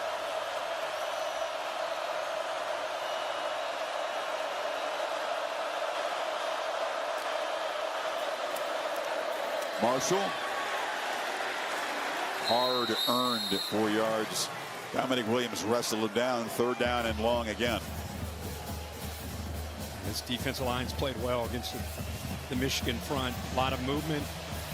They got size and athletic ability. Let's see, Chris, you talked earlier about how getting him outside of the pocket, moving that launch point, giving him some time.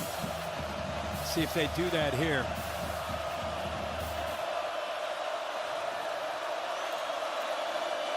They do, Kirk. He's on the move. Slings it across the middle. Incomplete. He's broken up trying to find McCulley. And that freshman you talked about and praised, Cortland Guillory, in coverage. And they send the field goal team out again. A frustrating way for this drive to end. They were moving it after that big pass play. They got him outside, but tight coverage there. So the 44-yard circus catch by McCulley, setting up this field goal attempt as they try to cut the lead to 8. And Zapata from 35 does that.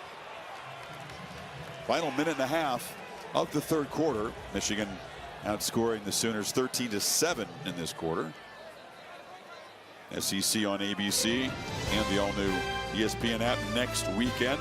Matinee in Knoxville as the Dogs visit Rocky Top. And in primetime, LSU, the Florida Gators, off that loss today, that walk-off field goal to USF, part of a really rough schedule, has to go to the Bayou.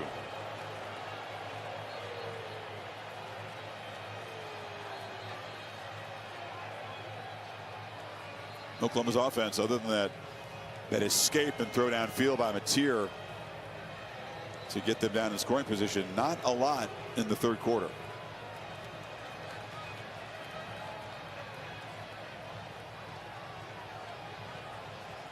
Michigan beginning to focus in on those design quarterback runs.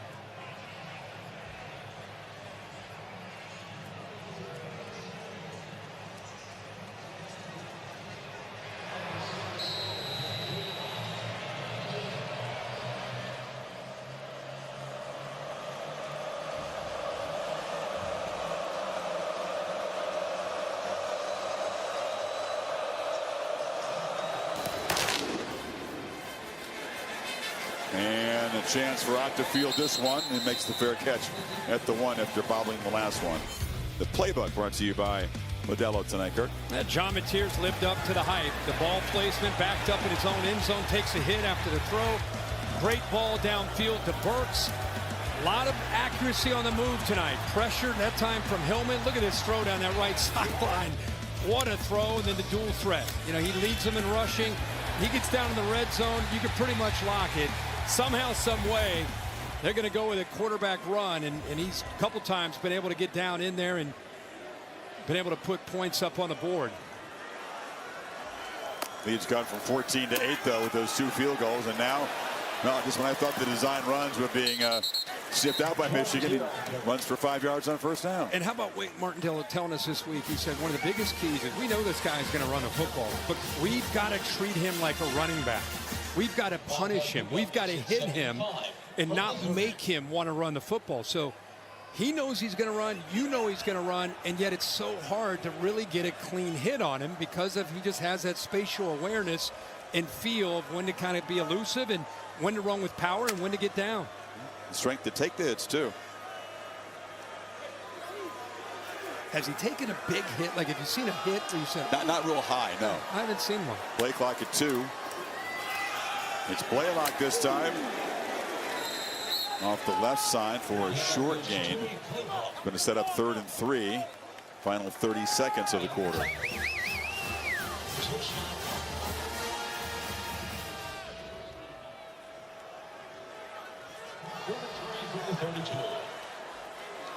Again, you'd think Mateer runs are the focal point for this Michigan defense at this point. They're going to let the game clock run down here into the quarter.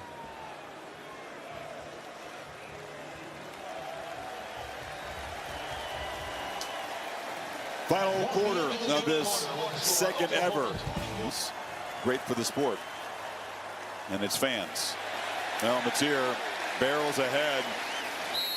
Appeared to lose the ball at the end. He gets it back, but it's another first down on the ground for the quarterback. He goes right behind the man in motion, Jaren Kanak again.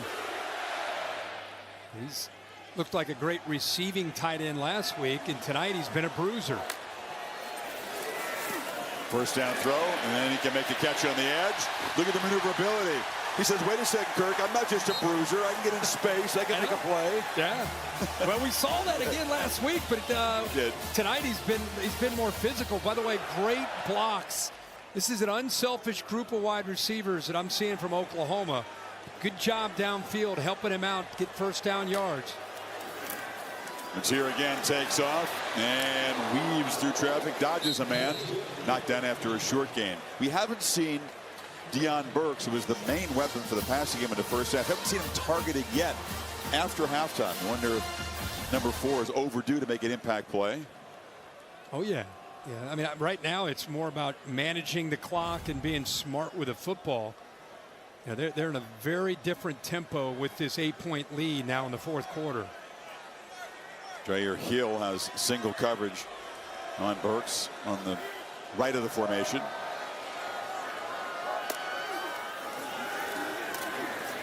A lot of time for Matier, throws underneath. That was a target for Burks finally, but not an accurate throw. It was behind him. It'll bring up third down.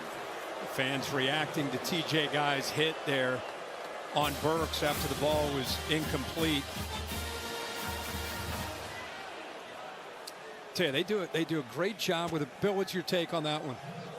No question. He knew the ball was incomplete. He had the opportunity to stop. He put a last-second hit on it. So what do you mean? What do you say? Would have supported the flag. Okay. 3rd and 7.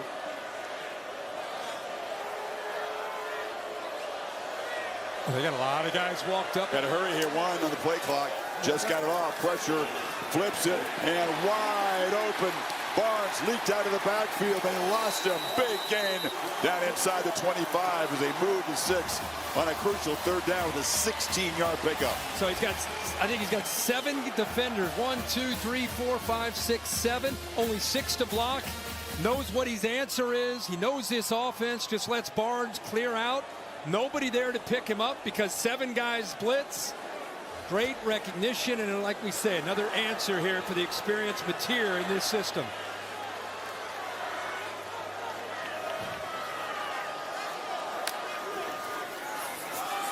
Reverse, flea flicker, Matier to the end zone, overthrew Kanak. Oh, the trickery, and it got what they wanted. The tight end was running free. One of the few misfires Matier's had tonight. Well, Kanak's been so good tonight. I just don't know if he was going as fast as he could on this route. He does a good job of delaying it, then leaking out, and just not able to bring that down. They had Michigan out of place. Barham there with his eyes in the backfield. Good job, like I said, being patient there by the tight end, and then he releases late. Execution perfect, just not able to connect there, just off the fingertips. So a little trickery from Ben Arbuckle. And now the pressure off the edge. Matier escapes and throws it away. They tried to tackle him high. He just spun right out of the sack. That was Mason Curtis who had him in the grasp. They keep coming on the right side of this offensive line. That was the zone pressure.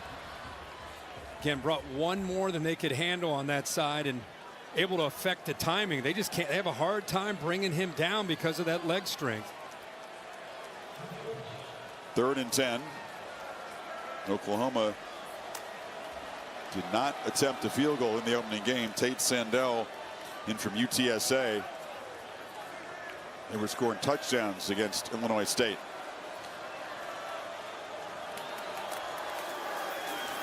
Pressure again. Matier on the move, slings it to the bench. Once again, Wink Martindale forces the issue. Cameron Brandt came on the blitz, and there will be a field goal try here. Wink Martindale down in this red zone area. He starts bringing pressure here, but what I love is just in case you're able to get away, we got a spy this time. Just in case Matier's thinking about taking off, there's 15 spying him, mirroring him. No chance to be able to use his legs there. Solid kicker at UT San Antonio, the lefty. First attempt as an Oklahoma Sooner. And it is sliding wide to the left. He missed it, and a chance to stretch it back to a 2-score lead. Instead, Moore and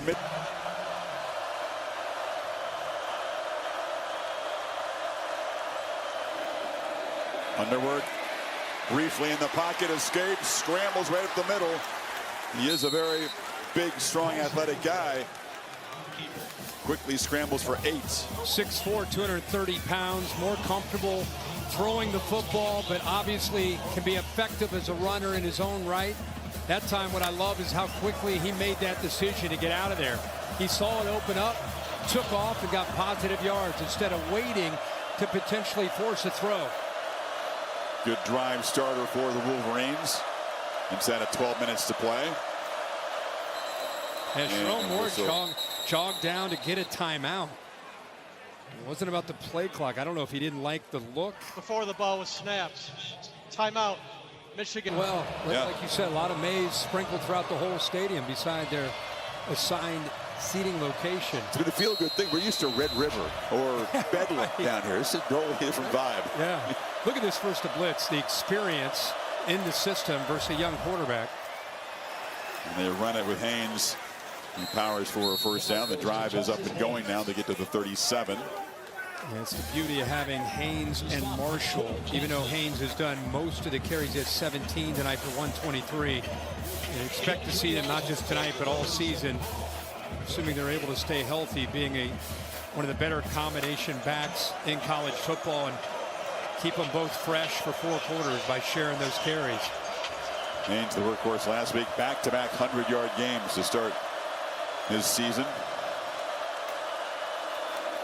First down, Underwood from the pocket. He'll be dragged down and sacked. Ran out of time very quickly. Sammy Amasigo and Jaden Jackson provided pressure from the middle, too. Yeah, it's one thing to get to set the edge, but it's another thing to get a push through the interior. That's just brute strength, working right over top of the center, Greg Crippen. Jaden Jackson, true freshman a year ago, athletic, physical clearly, and gets Michigan behind the sticks. Interesting play call here for Chip Lindsey. They better hurry, Kirk. They have to spend another timeout. Yep. Play clock's already down at 3-2. And yeah, Sherrone Moore in this drive, down 8, has now had to spend 2 timeouts in short order. You said the operation wasn't that crisp after the sack. Yeah, that's like you say, 2 of them here on this series where you'd love to be able to keep those in your back pocket in a one-possession game. Puts that much more of an emphasis on this series. But Michigan here now needs to make a play at 2nd and 15.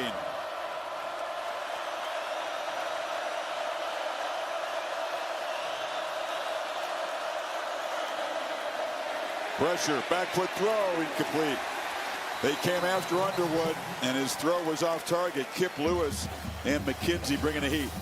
Boy, it's easy to sit up here, but if he had a little bit more time here, Zach Marshall, 83, works down on the wheel route. Nobody follows him.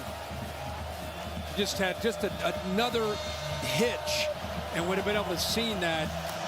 That's a touchdown. That's a bust. Good to see Samaj Morgan back out there. Remember, Marlon Klein not out there. Morgan 1 catch tonight for 19 yards. 3rd and 15. And it's batted down at the line. Oklahoma's pressure affecting the quarterback again. Heineke's had a big ball game, harassing, chasing the quarterback, and getting his hand on that one. Yeah, he does a good job of working around, and he's a guy that just is going to give you everything he has. 6'1", 227 pounds. He was at Ohio State, but not playing football. He was playing lacrosse. And he ends up transferring to Oklahoma in the last couple of years, and he's been effective linebacker for Brent Venables. Is there more NIL in football than lacrosse? I think so. Probably. I would think. Catch made. Backs pedals and makes it at the 18. Ollie Venables back calling the signals tonight. Well, he Has to not like only what he is calling the sees. signals tonight, but he actually was the scout team quarterback for much of the week. I went to practice on Thursday, and he was pretending to be Bryce Underwood. He was giving his defense all kinds of crazy looks, making sure they're in the right spots. During one defensive period, his defense had 11 interceptions, and I said to Brent, I said, be honest, were you just throwing it to them to gain confidence? He said, no, I was throwing it to spots, and they were in the right spot. And I think he was right, guys, because his defense had been in the right spots tonight. Good job by the scout team It's a quarterback. quirky thing he's done since he was at Clemson. You know, you see him out there. Oh yeah, Throwing the football. Yeah. He's done that since I've basically known him as a coordinator. One of the few I've ever seen run the scout team quarterback. It's here. Weaving around, gets a block on the edge, gets another block, makes a cut, and Matier all night long has been bedeviling that Michigan defense. Picks up 19 more on the edge. Now this is the danger. Cameron Brandt on the outside. Watch the decision he makes to engage instead of holding his outside and holding the edge to a defense. When you're playing against a quarterback like this, you have no idea where he's capable of going. You've got to be able to keep him inside and not let him bounce. That time he got outside of Brandt for those yards. Rush yards piling up. He's got 74 now tonight, Matier does. That time, run goes backwards. If you look at tonight, and Chris, you look at the big picture, the Oklahoma has as tough of a conference schedule as anybody in the SEC. I think they have one of the toughest schedules in the country. No doubt. And I think Ben Arbuckle, as he grows within this offense, they are going to have to find a true running game to complement Matier. You know, he leads them tonight in passing, obviously, and also rushing. But eventually they're going to have to find Blaylock and Ott and Barnes. They're going to have to find more balance in this offense as they grow into the SEC. Yeah, you're right. It's very hard to sustain 16 quarterback runs week after week with the pounding you take in the conference. A lot of time. And Matier throws it into traffic, but Kanak makes the catch by out of his hand. They thought, uh-oh, that's a dangerous throw, but he found the tight end. I mean, you've got a 21-13 lead, and I'm all for this guy, and he's fun to watch, but that's about as risky of a throw that you're going to make in a fourth quarter with an 8-point lead as you're ever going to see. I mean, he just waits, and then flips it into coverage, in the middle of coverage. And they do throw for it on 3rd and 1, and Keontae Lewis makes the grab. I know he's experienced, but he does have a little bit of an interception thing. If you look at his history, he's thrown a few. But I guess I got to go back to our visit yesterday with Ben Arbuckle. And we were asking him, like, what's his wiring like? What's he like? What's your system like? And he was like, listen, whether we're up or we're down, we're going to have the same mentality. And that was a great example of it right there.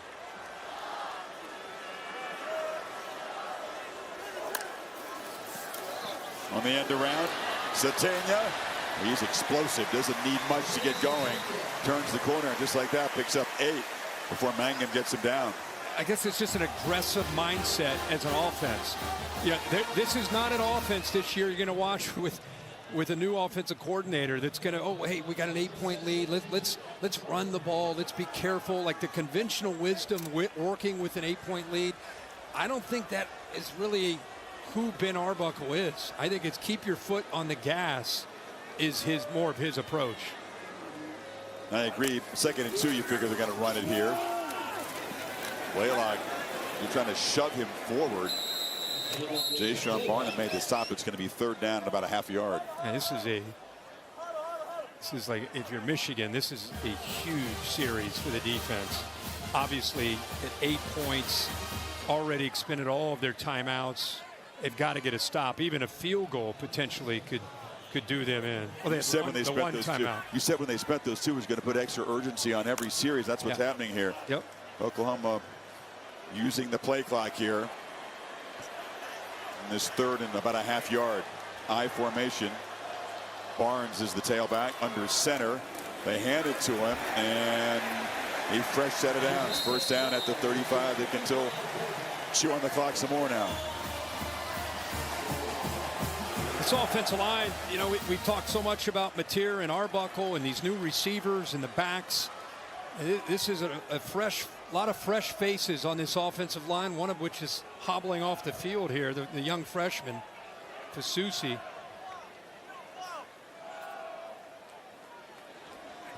Well, comes from Nigeria. Tremendous story. Stepping in and starting after missing the opener. He hobbles off on first down. Breaking free. Barnes. A workhorse tonight. Picks up 9 more.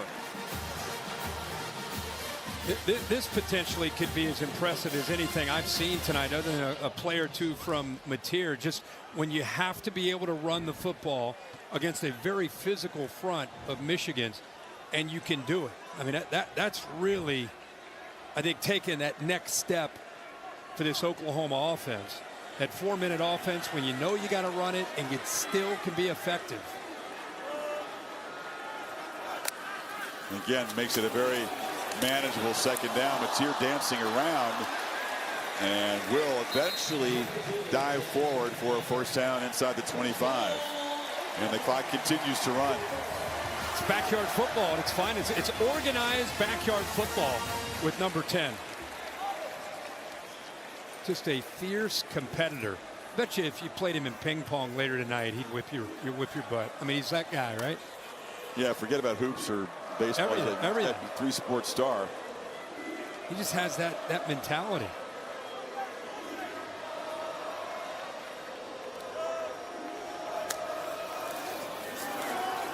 Barnes off the right side.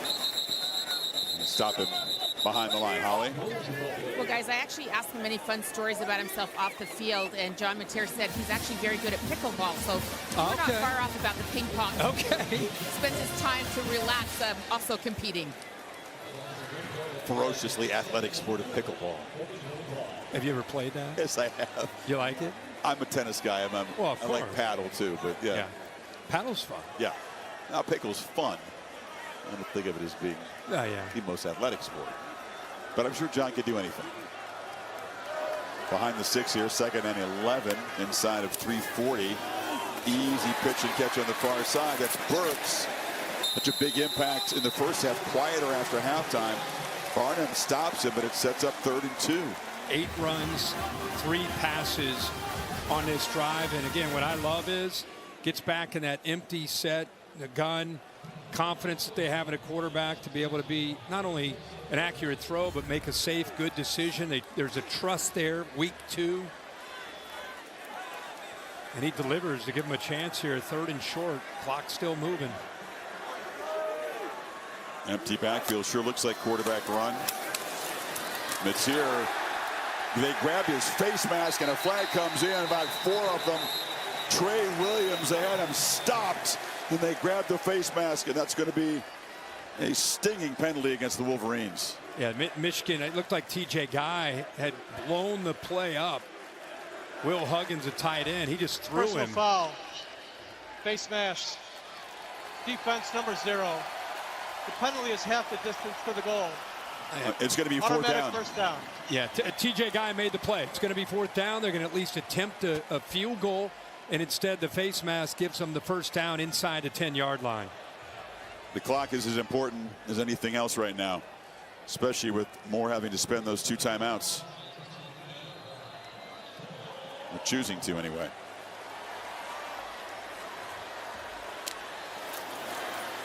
Barnes, nothing fancy, just drives the leg forward for a couple more yards. Next time they snap it, it'll be right about the 2-minute timeout. And that's 12 plays on this drive, almost 8 minutes of clock that they have chewed up here on this drive.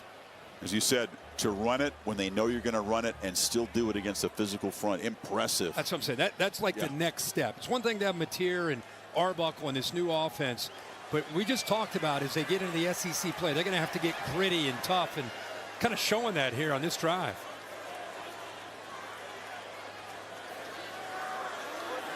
You can run this right down. You can see that the game clock and play clock are synced up. They snap it, and Mateer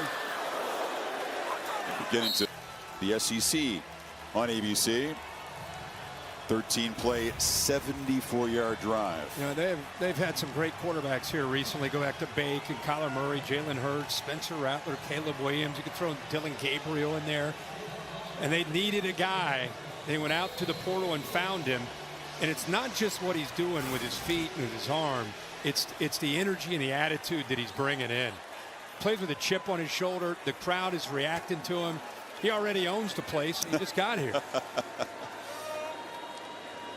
Got to finish the job here in 3rd and goal.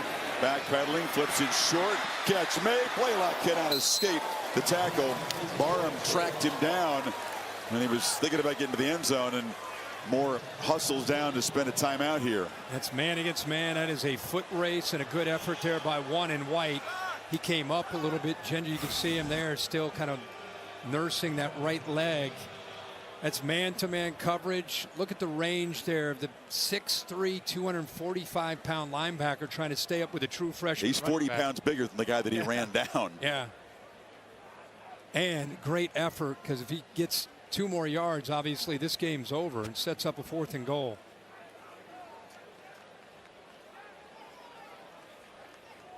Barham, of course, who sat out the first half with that controversial targeting call a week ago, has made a difference, you think, after halftime on this defense? Yeah, for sure. He was missed in the first half. But he and Hausman together in the middle, the 2 alphas of that defense. So remember, they missed a field goal earlier. Tate Sandell, very solid kicker at UT San Antonio. He was accurate in a dome. They kick in a dome there. Came in, and his first attempt as a Sooner, 43, slid wide left. This is basically an extra point. But from the left hash. It's a tricky angle, I suppose. If you're an Oklahoma fan, you know the kicking has been a problem. Right. Fans were saying, please, please, this could be a close game. Don't have it come down to kicking. Right. They're a little wounded from last year, in recent years. Yeah, I don't blame them. But again, remember those 2 timeouts that Michigan had to use? It allowed Oklahoma to work over 8 minutes on that 14-play drive. So 21 yards from an angle to make this a 2-score game.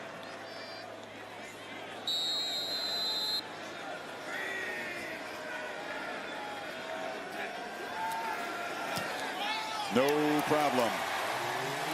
Biggest part of that drive, sure, they had 3 points. They took 8:27 off the clock. A grinding 15-play, 78-yard drive. That's the longest they've had under Venables as head coach here at Oklahoma. Like I said, that's probably as impressive as anything that they've shown tonight, is the ability to run the ball when you have to. That's what great offenses do, and that's what Mateer did there. All smiles, those big fellas that he worked so hard to develop chemistry with. Let's go to Kevin Negandhi and check in. It's now an 11-point game, 1:44 to play.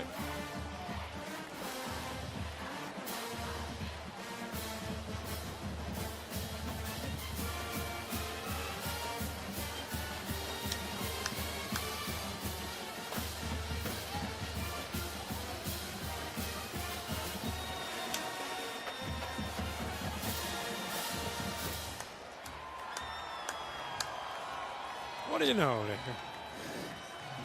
Good ball game there, it looks like. Jeff Lebby, former Sooner. Yeah. Big win for him. Congrats to Coach Lebby. Seeing some playoff teams from a year ago really struggle, right? Arizona State goes down.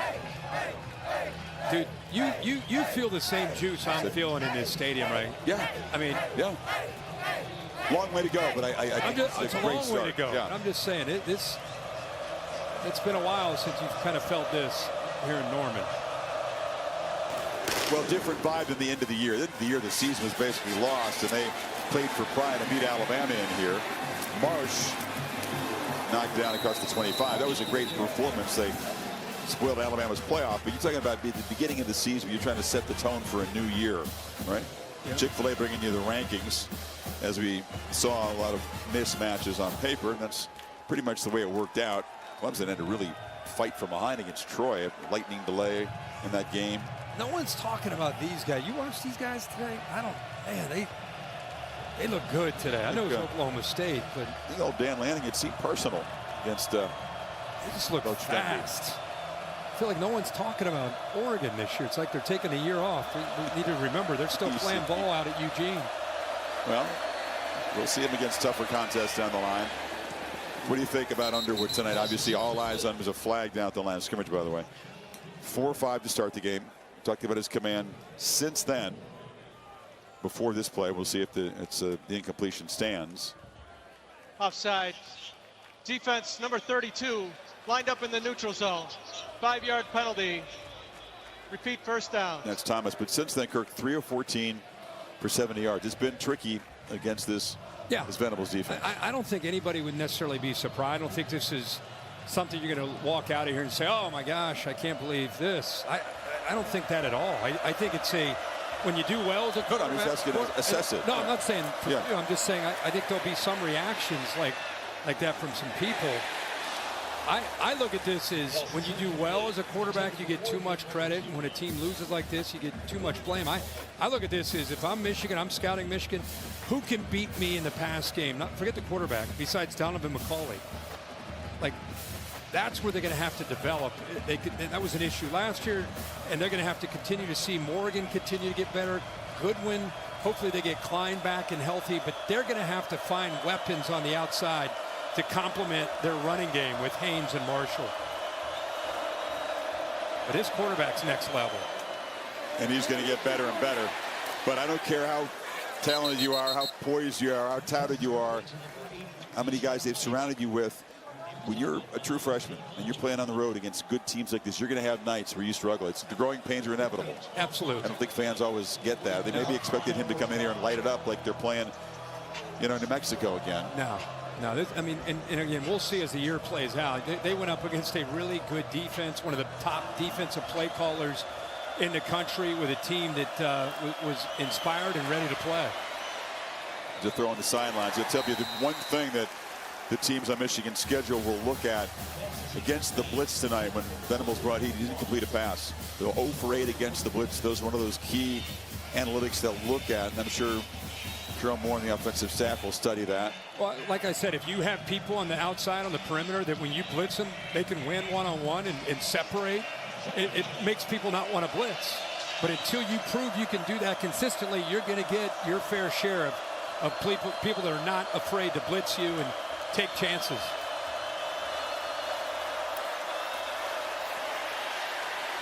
Escapes the pressure and fires it short, incomplete. Third down. Final minute, we should mention Jerome Moore about to sit out a suspension the next 2 games.